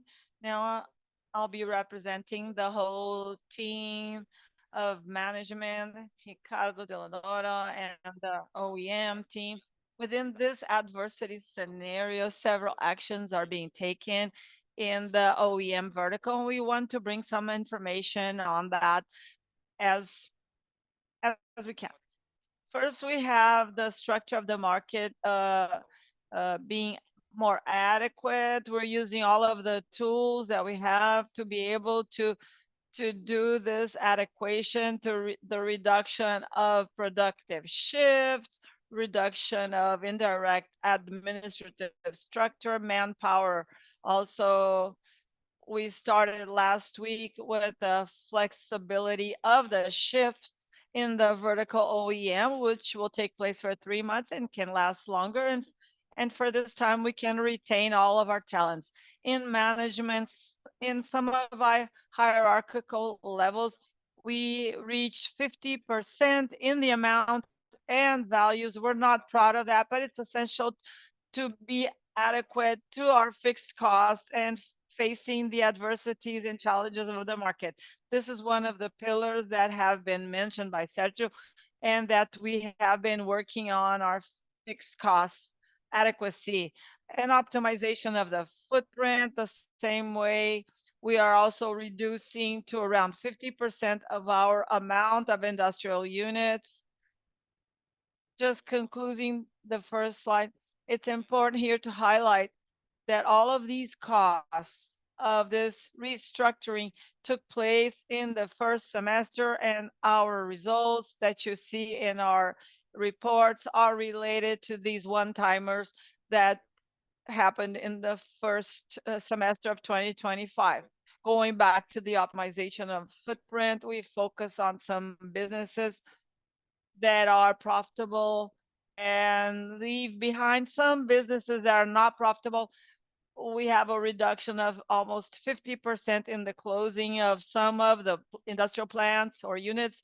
Our main plants are Araraquara and Caxias do Sul. This is obvious, where our main installed capacities are. We have Chapecó and Erechim with our cold storages. Erechim, we have Cotriel with some special products, carry-all silos in Argentina, and Asset Light also in Argentina, with some operations that are being done in Argentina. But also when we migrate and close some units and migrate some production lines and adequations to what the market is asking, we have some issues that are involved, and that is impacting on the first semester of 2025 of the OEM vertical.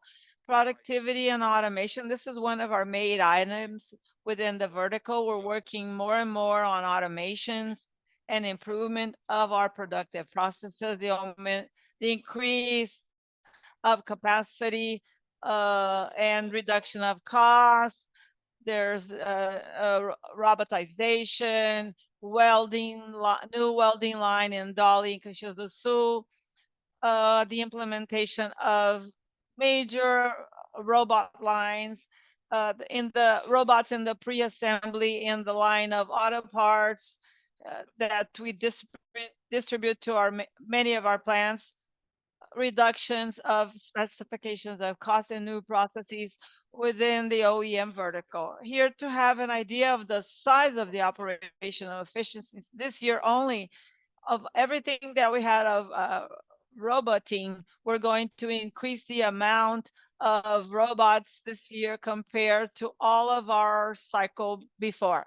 And in a cycle of 2 years, we expect to implement around 100 robots within the OEM vertical, optimizing our productive processes in the components area, as well as in the chassis area, as well as the carrier boxes, which is essential for productivity and to improve efficiency, operationally speaking. Here's the summary of all of the optimization of costs, everything that we are doing. We're doing an operational restructuring, the adequacy to the market situation, and we intend to keep this adequacy in our management and administrative manpower, even if when the market becomes normal again, internal complexities in the intraverticals that we have, new sources of raw materials. When we talk about sourcing, there are several activities that we are doing along with our procurement and sourcing area, optimization of costs, quotations, new sources, negotiations of prices, specification changes, and also not necessarily everything that we do in Caxias to be distributed to our other plants. If there's a supplier in the countryside of São Paulo that can meet the needs of Araraquara, not necessarily all of the cost of the whole process, the shipping, receiving, and so forth, we're not going to be using it from Caxias. We can be using it from a supplier that is closer, an external one. Everything is being revisited, and we're looking at that more closely. And optimization of logistics of material, adequacy of specifications, and specifications of product. Technology with the creation of here's the focus is on our client, the innovations. This is where we do things and all of the opportunities that we have for the second semester.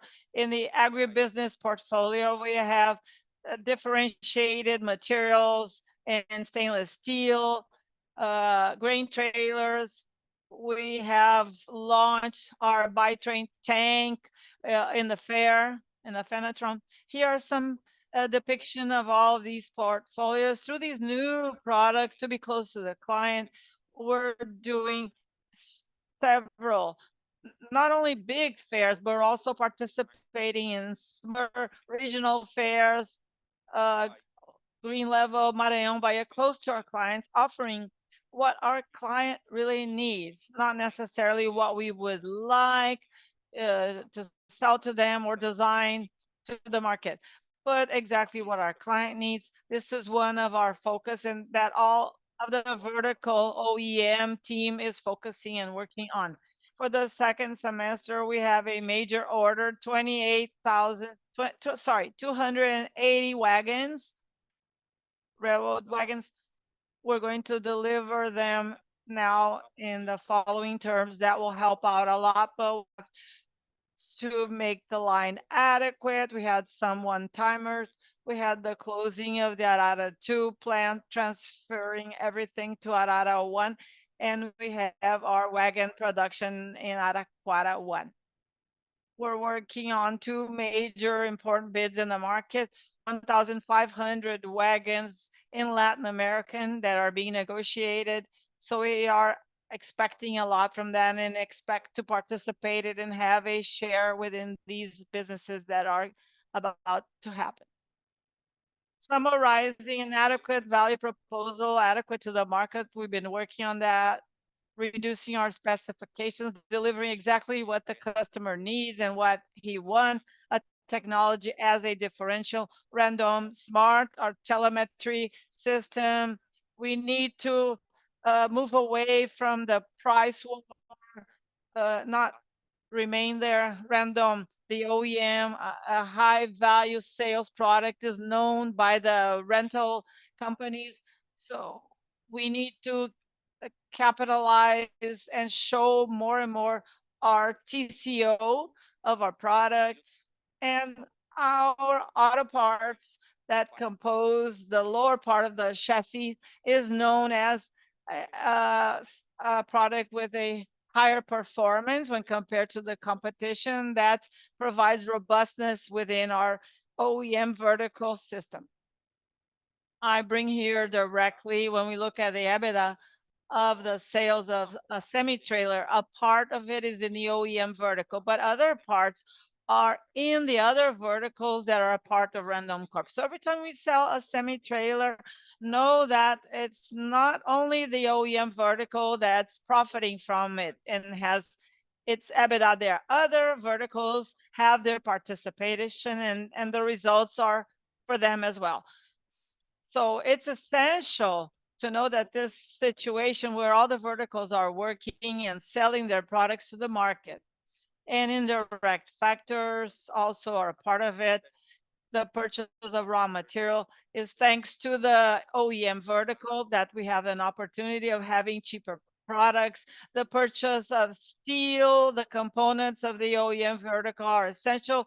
The replacement, power purchase, all of that is essential within our ecosystem, and OEM Random has an important participation. I bring this EBITDA here, comparing the last 4 years, which were very good market years.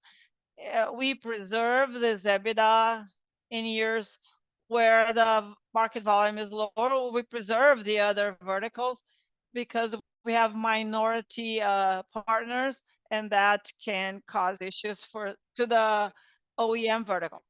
The main work that we have been doing to make our market value proposal adequate, our fixed costs, optimize our business in a way of focusing on our profitable business, and to prepare to get closer to our clients. We have expansion activities within Araraquara. That's why I said previously about working with Araraquara and not the other unit.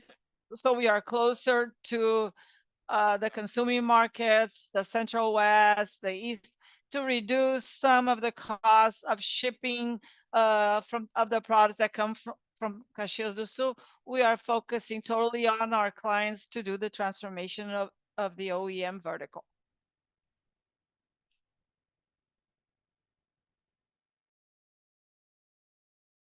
There are many initiatives, no doubt. as the panel said, to prepare a new cycle for this resumption. And now our last panel of the day, it's a very relevant topic that permeates 100% of our calls. Panel number 4, Paulo Pregnoato, our CFO, the EVP, is going to talk about how we are going to reduce leverage. Good morning, Paulo. Can you hear me? Good President, good afternoon, everybody. It's a pleasure being here with you. Thank you for your participation in a remote way and presentially also. Let's talk about an important topic, how we are going to reduce leverage. I will start now showing a film. Our mandate is to work with leverage below twice EBITDA. Really, because of our strategy of overcome at least 30% of revenue abroad, we knew and we planned important investments that were done, made since last year. We have the Consa 2.2 billion reais, we have EBS 410 million, and AXN that we add investment and inventory that were acquired, added the sum of it. We also had a working capital of all these operations that generated, no doubt, a pressure that we understand it's a momentary pressure. The account number that was released was 3.75, that was EBITDA. And if we include EBITDA of the past 12 months of this companies, this leverage goes down to 3.19, and we have some non-recurring events, non-important ones, excluding that we were below 3 times EBITDA. Always remembering that our rate through SAP is a AAA rate. And it's also important to highlight the profile of our debt. What's our strategy in a financial point of view? As we grow revenues in other currencies, that allow us to access other banks, other sources of funding in a way that we can always work within a natural red. We have 82% of our debt. This 82% is in national currency, and in this quarter in international currency. It's important to highlight now that this acquisitions of abroad, we had the possibility to capture resources abroad in dollars or in Mexican pesos, in a way that our average cost has it's under the CDI, which is an important factor. And as we can access these other funding lines, it allows us to do so. The average term is 4 years. Yesterday, we had a relevant fact. We released it. We are paying attention to the market. We saw an important window for a liability management to increase this average term and to reduce a little bit our debt. Additionally, we work with a cash flow that allows us to have liquidity. So our cash flow covers the needs of the 2 next years.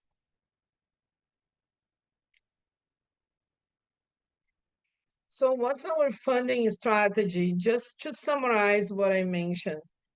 First, to diversify sources of funding, and with that, reduce average cost of our debt, lengthening our debt term, and a very strong discipline in cost and investment, especially now in this challenging scenario.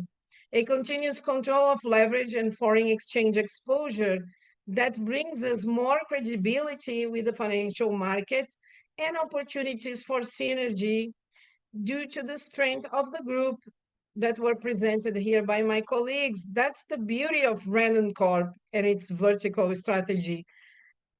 And also the optimization of working capital. And what's our leveraging strategy? To capture cash generation because of the synergies of the companies that were recently acquired and the amounts reported before, they are very relevant. Reduction of working capital, I'm going to talk about it later. Discipline in costs and capex. We are doing a series of adequations in the organization so we can adjust to this demand moment, especially from the OEM. Allocation of capital that's judicious and selective. As Sergio mentioned before, our focus now is to reduce leverage through all these initiatives. That means we are going to get prepared to return to our leverage level under twice the EBITDA. And from that, when we reach that point, we will think about in the future, we will think about new cycles. And also capital markets and partnerships also. I'm going to talk a little about it later. These are the leverages and initiatives we're going to be working on simultaneously and continuously, and they're going to allow us to reduce, it's going to be a deleveraging. Cash generation and synergies, the integration of the acquired companies, that's going really well. The capturing of synergies, the CONSA, EBS, and AXN, synergies in costs, but also in working capital, that we saw we have opportunities on that also, and especially cash generation, mainly from the aftermarket, as it was presented before. It's a very resilient market, and that allow us to foresee, to predict cash generation. Reduction of working capital. We have a series of initiatives, optimization of inventories, especially on the OEM vertical and the COMSA. Ricardo has talked about it. He explained all the adjustments we are doing in labor and production. That's going to reduce working capital in the OEM, and the COMSA, which is a recently acquired company and has got some specificities that are a little bit different than in Brazil. But in the same way, we are working on many fronts that are going to allow us to reduce its working capital. New initiatives with customers and suppliers to reduce deadlines. The teams are working actively with this objective. And adequacy by the current level of activity, as it was mentioned before by Ricardo.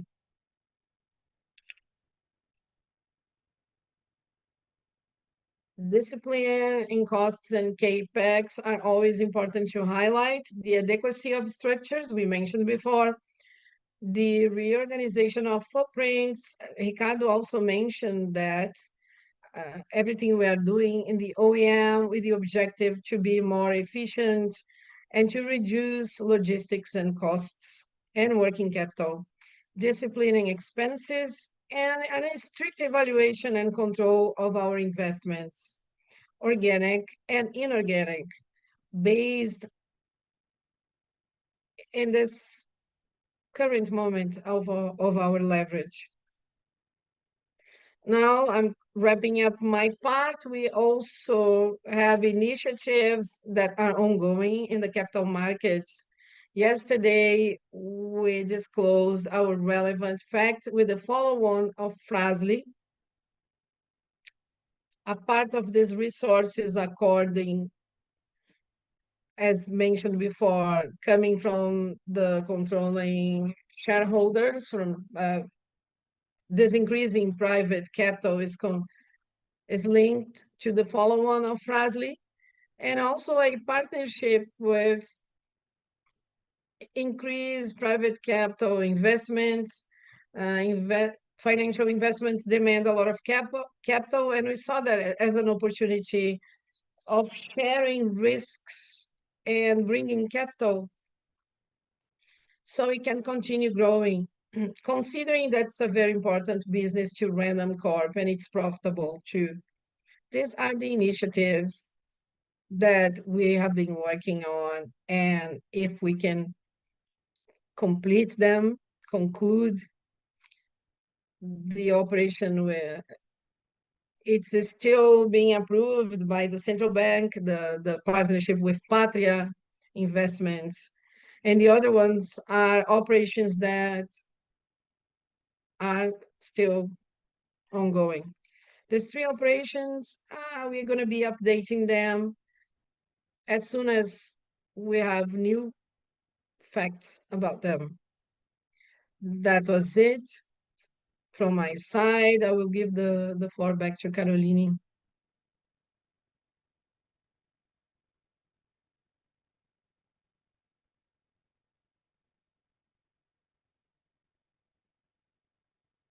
Now, can you hear me? Thank you, Paulo, for your brilliant explanation. I think it's really clear our strategy for the deleveraging.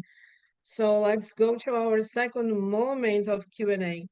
And I will ask Davi to be our moderator, our finance director, and I will invite the directors Ricardo, Sergio, and Daniel to come back to the floor so they can answer these questions.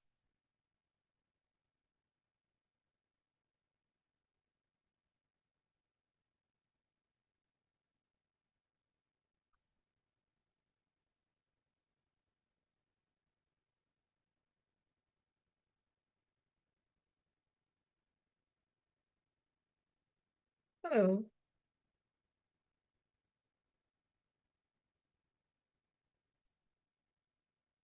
Let's go to our second Q&A panel. As you could see in the presentation, and as Carol mentioned, these are topics that we have addressed in every single conversation, the OEM, the leveraging, and we would like to reinforce that we are not afraid of doing the actions that are necessary. We are doing what's needed. And in our Q&A, we can exploit a little bit more your questions related to these two final panels, the OEM and the deleveraging of the OEM. We have Lucas from XP. If you can give the mic to him. Lucas, feel free to ask your question.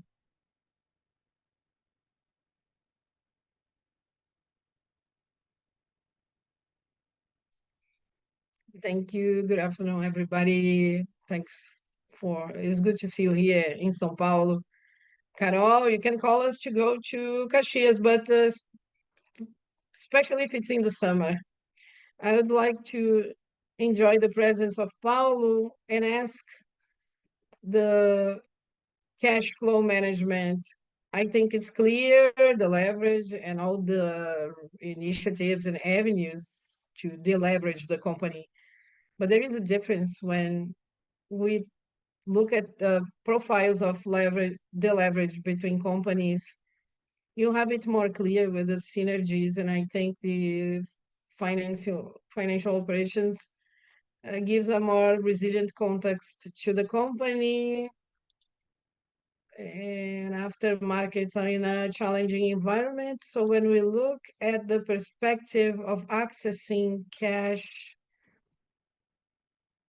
you have a more strict access because you have 53% over dividends.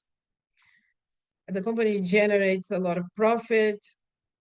You can restrict the access to this cash and to contain high interest rates with debts that are allocated as a holding that in the end will generate cash impacted by this context, being impacted by high interest rates. In this context, how can you evaluate this availability of cash of the company in this scenario of high interest rates outside Frazli, outside financial services, if this increase in private capital would be actually necessary to fix this cash need you have?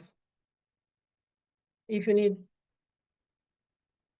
to reprofile the debt, or if you're comfortable with this cash management in this different profiles of leverage. It's a bit of a long question, but it's a topic we have been discussing a lot. The gap in value of random, it lies in this facts exactly. So thank you, Lucas. The question is directed to you, so go on. Can you hear me well? Lucas, thank you for your question. It's a very important topic, and we have our financial commitments, financial covenants, always looking at our consolidated debt that doesn't include the random bank. And in fact, that's what's valid for our financial operations. Our discipline is focused in the fact that all the units, they have to pay dividends. And this is for the DVs where we have minority shareholders, because you are right, this is the needed flow. So Randoncorp can actually face its obligations. There was a specific time that we released this new to the market. Castertech is 100% Randoncorp, had a very low leverage, and we enjoyed this opportunity. We had profits accumulated. We captured resources at Castertech to bring these resources to Randoncorp. So these companies that are our partners, the resources come in the shape of dividends agreed with partners. These companies that are 100% ours, they are flexible. Random Random implements, it's going through this moment of a market that's in low. The EBITDA was harmed, which poses more pressure on the business. This is the reason why we have to focus in working capital in all the verticals, especially to bring more cash to our company and to remove this pressure. So in general, we look at to our financial commitments, they are based on the consolidated debt. And we just don't account the adjunct debt, which is a JV. We don't consolidate that one. It will come as equity. I hope I have answered your question. If you just allow me to say something related to the operational aspect, the operational dynamics. Every time we see a downfall of the market, heavy trucks, semi-trailers, the market decreased a lot. The agri is not buying it. At first, we didn't feel the double effect. We felt the market decreasing and the pipeline that was being emptied because everybody wants to preserve their cash. So all the inventory, all that we have in our chain, is reduced. When the market resumes, then is the double effect. At first, we are going to see an increase that's a lot is bigger of the market itself because the pipeline gets full again. So what do I want to say with all of that? When we are stable, when we reach stability in this market, it's reaching a stable plateau given 3 4 months. Naturally the working capital is going to decrease a lot. There will be this, we have to consider accounts to pay, inventory. This is going to happen in the first 3 4 months, and then afterwards it's going to improve because of this decrease, and we are going to release the working capital. Thank you, Paulo. Thank you, Sergio. Next question comes from João Vici from Solar Research. João, can you ask your question, please? Good afternoon. Firstly, I would like to congratulate for the event. It's been really good. My question is for Daniel Randon, related to capital allocation. I would like to understand a little bit more if you consider the actions of Randoncorp. Do you believe that repurchase of canceling of these shares can be important? There would that be any plans for repurchasing the shares? I was gonna say we are a bit limited because of the projects we have currently, and the explanation of Paulo, the leverage of the company situation. And so that's the answer. It's implicit in what Paulo said. We have to restrict ourselves more specifically to the projects. But in the future, Daniel, we're going to share a little bit more about it. Daniel, don't say anything about the follow-on or the Frasley and Random actions. The most important thing is to reinforce that the market, the domestic market, it has a time where it presents this issue of the value of the shares of the company. Randoncorp, besides the OEM, has got a good stability and it has got future projects. It's a company that maintains very stability in the market and value capacity. I'm very restricted now. I cannot talk about it because of its compliance issues. So thank you.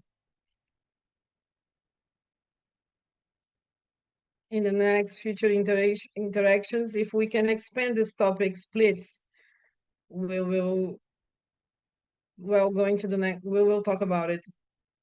Marcelo Mota, next question.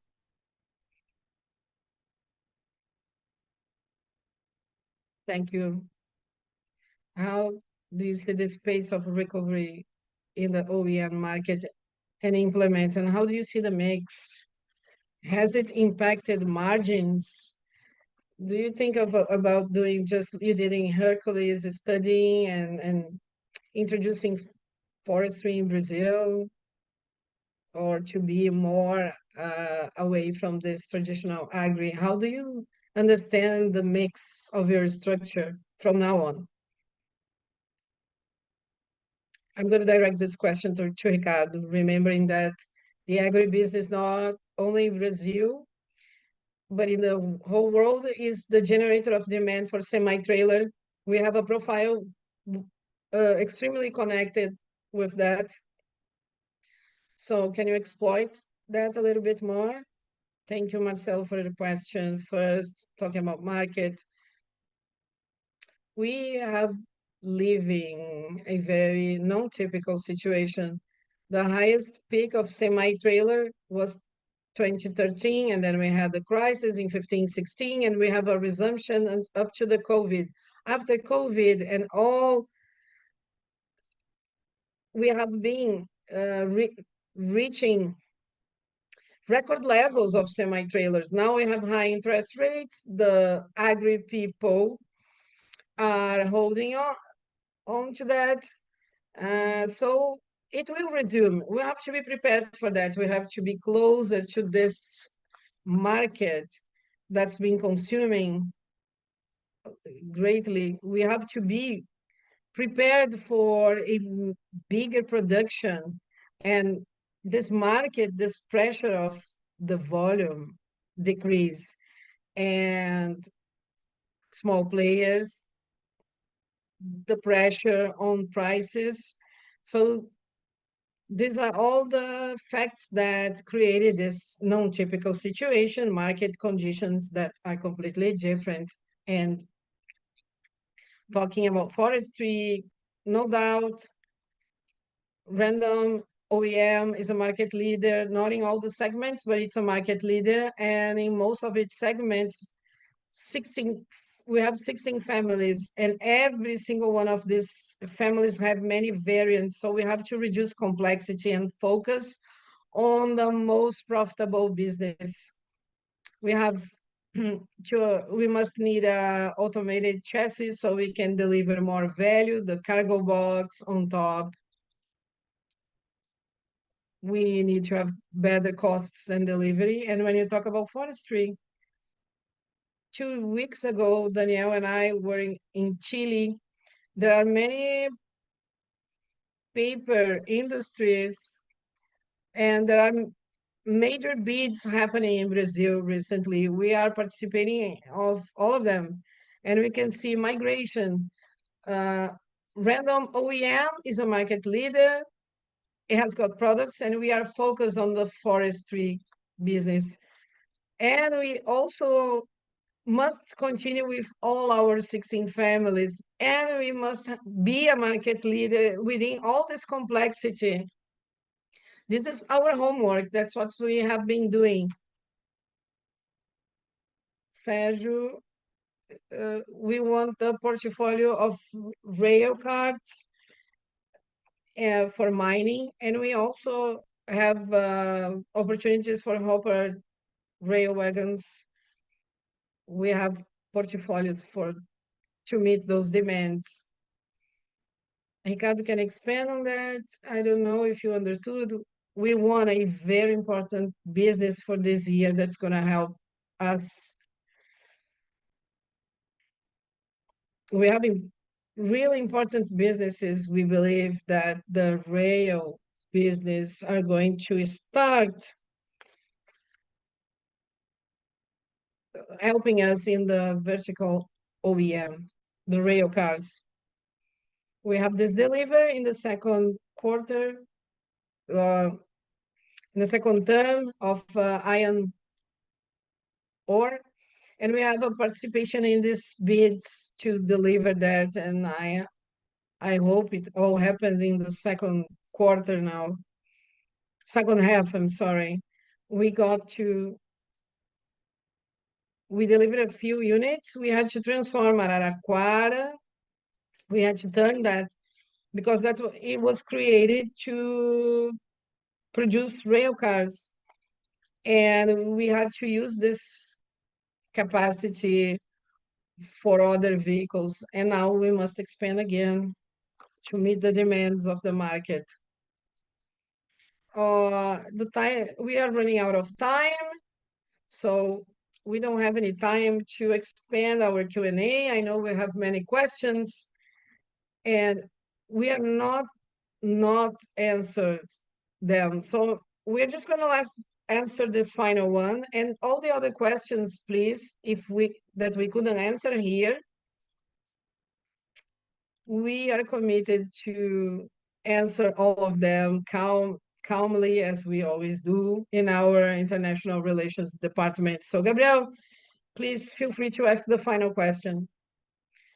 I would like to go back to Escobosa just to understand competition. How do you see competition of OEM companies to reduce operations, etc.? Can you comment on competition? That would be really interesting. And also, looking at the restructuring of OEMs, the picture we see today, we have seen recurring expenses impacting results, but we would like to understand the recurring margins, how they impact in a normal scenario, uh, clean operations and etc. Thank you. It's a I good always disclaimer that the margins is always a complex point as a reference, and the market had to react. our pursues that it's structurally better than we've had or structurally better than the trends. Can you talk about the competition? Thank you for the question. Are occurrences connected to what I explained? 4 excellent years, top of the market, 90,000 units approximately of semi-trailers being produced, and suddenly the market drops 25 to 30%. We see the prices melting in several families with in a large amount. That doesn't affect random only. There's no doubt of that. It's not our privilege to face a situation. This is happening to all of the competition. We know of the situation that somehow through the market, our network that provides the information. So we know it's tight for everybody during this decline. What they are doing, we don't know. We know our lessons learned, what we are doing to behave and to be ahead of things. All of the actions, Gabriel, that we are doing, how we're optimizing this line, how much we're optimizing the footprint or optimizing resource sourcing, all of that, there are measurements, time, and a schedule for implementations, the adequations of the portfolios. And me and Delanora, we follow up on weekly all of the executions along with all of the team. It's a major activity, several families. Each family has several variants, the adequacy of all of their footprints, how you do all of that and implement the cost reductions. That is demanding a lot of activity on our behalf. And it's essential. We have to be prepared and ready so we can get out of all of this stronger and be ready for the market when the market goes back to normal. But for now, that's the major question that we need to ask. And we also need to reduce the interest rate so that the agri will go back up again. And in the past, every time we face crisis like this, there's always a trend for a consolidation on behalf mainly of the small businesses that are not able to beat this storm. So in 2015 and 2016, the number of players dropped to 110, 120. And then after time went by, it went back up to 180, 190. And we have news of people and that are coming asking for us to buy them off and asking us to carry along their debts, sometimes high debts. It's a complicated moment. And we expect a consolidation at some point. If it takes longer to happen, as you have seen our message, Paulo explained well, we are comfortable, mainly with our plans in place. When we added the acquired companies, EBITDA, and we have our plans to reduce it. They have reduced, but we want to reduce even further. It's not the same for everybody in this sector, and it's part of the businesses and consolidation per segmentation is healthy. So we will conclude here our Q&A. Thank you for all your questions. We'll answer the ones we did not answer here. And Carol, please, the floor is yours. Thank you, David. Thank you all of the executives. I ask you to take your seats once again so we can continue. Our event is reaching its end. We have a small delay, but soon we will conclude it.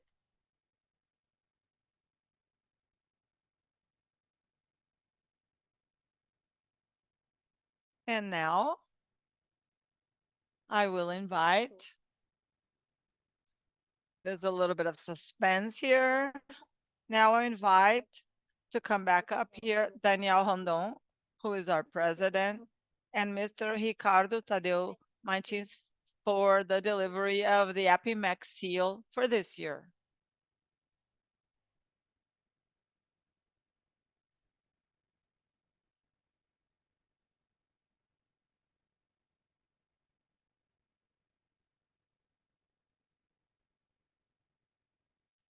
I'm honored to be here in this meeting and in Randoncorp's event.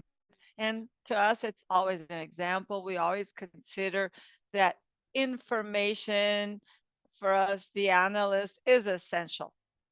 So this moment for APIMEC Brazil is a symbolic one because you record a moment that you see and you can perceive throughout time that the company has all of its dedication to informing us, and that's what matters. Information is not the stage, it's not the technology, but information, debate, and the opportunity of being present. So this moment is for us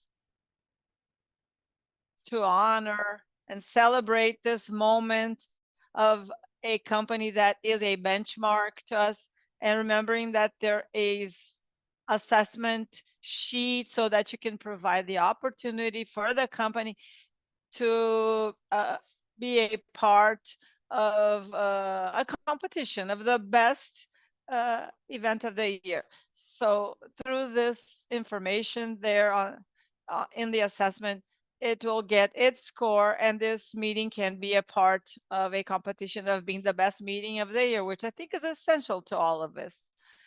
And Danielle, you know how Random Corp's communication channels are always open, right, Danielle? And we really have a lot of consideration for all of that. The RI guys that provide all of that, and we thank them always. And we know how relevant it is to the market, not only this moment, but the example for many other companies that we know that carry out restricted meetings. And to us, analysts and PropMech, it's not a benchmark. We always make a point in celebrating this moment so that it is followed as an example. So Danielle, 25 years of our relationship, and besides that, all of the opportunity that we have, not only here, but with visits that are also essential. Thank you so much. Thank you, our President Ricardo Martins. It's always a wonderful, and we're proud to always to go back to APIMEC to be able to improve governance and the communication of analysts, investors, all of stakeholders. This is a role, our role as Random Corp and Open Capital Company. Thank you so much for all your work. I like to make use of this time before talking about uh, the a little bit more. Renata Fabi, our advisor, third generation with Victor and Isabelli, which are part of the third generation of shareholders, the Tramit controller. And it's always important to talk about the succession of Random Corp, always looking for the best governance and open capital. I'd like to honor a person that 43 years ago I invited this person to work with him to work with us for some time. I asked him to work for 3 years, and now we've been for many, many years working together. And he has had an important role in the growth that you have been following up on, this rapid growth, more and more global, and all of the leadership work he had with the teams and sustainable growth, and all of the proposal that was mentioned here. Sergio will continue to support us as a senior advisor in the M&M's roles and globalization, and supporting the development of our leaderships, which is what he did really wonderfully. And there will be a major legacy. Not he will not be part of the executive, but he will be an advisor to be able to help us to consolidate these figures according to our strategic plan. We're going to be working together. So once again, I'd like to thank you for all of the work you and efforts and dedication that no doubt is an example of benchmarking to us. And I like to highlight that not only as a professional, but also as a person, Sergio really dedicated himself and left a legacy of a gentle person and that always placed human values above everything, above all things connected to our purpose. And Sergio Carvalho, we've known him since our joint ventures and where he was an advisor of Mertor. Besides being a professional, he is a partner, a friend of all of the colleagues of Randoncorp. The video now.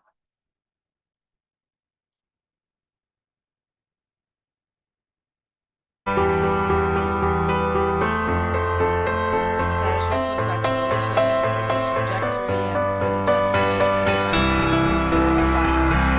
Thank you for the strong partnership in all these years and success on your new challenges. We are sure that in the future of the initiatives that we plan to will provide a lot more. Thank you for the amazing journey, Sergio. It's a pleasure being with you. Thank you for your wonderful work and the time you invested in our work initiatives that we prepare for us. For you having chosen Randoncorp to be a part of your professional trajectory. Thank you so much for your efforts. Thank you for the successful trajectory of your career developed with us. As you thank you for being a leader, transforming from a company as opponent to a real global auto parts company. Sergio, congratulations for all of your work leading Randoncorp. Thank you, Sergio. Congratulations for the brilliant management of the business in a serene fashion, always positive and resilient. We bid you success in all of the objectives that all that are written below. Congratulations for your trajectory and for all your efforts, dedication, and transformation that you brought to the business. It's a pleasure to have known you and to have being with you as my coaching as you were president of Randoncorp. Thank you for being a leader, the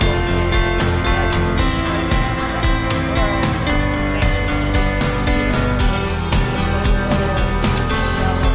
Thank you for the passion, being possible, being legacy for Randoncorp. Thank you for the extraordinary work you have done throughout the years. You have been very friends and family to me for always in Randoncorp. Thank you for the professional to the amazing human being that you are. We thank you so much. We pay homage to the team from the team of our life.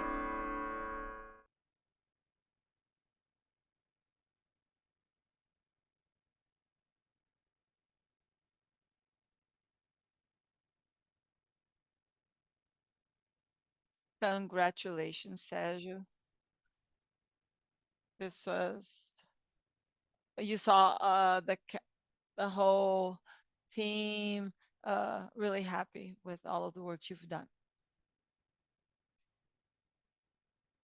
I feel really touched today.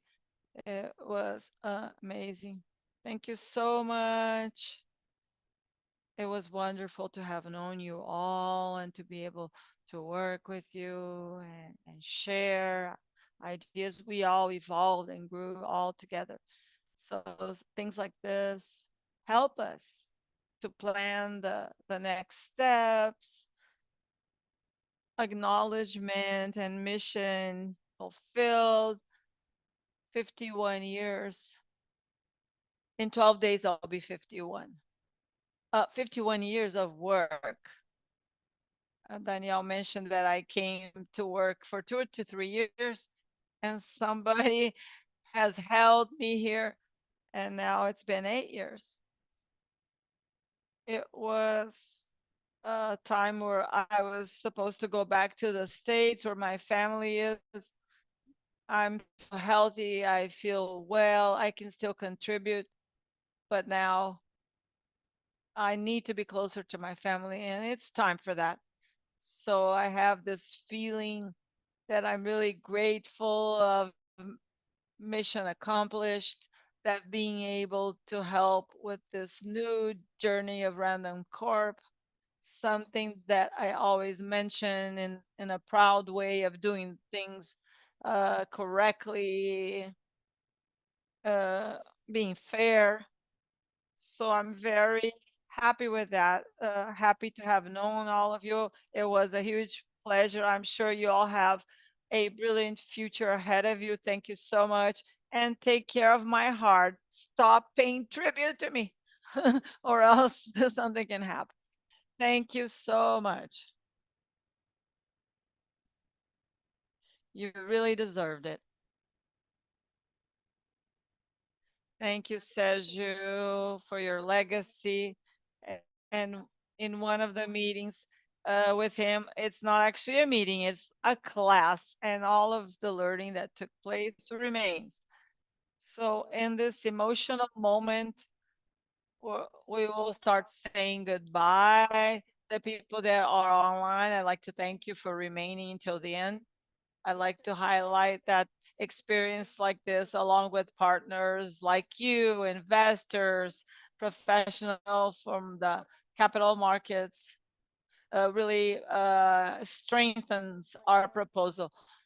We can together develop tomorrow with governance, transparency, and responsibility. Thank you. See you in the next event.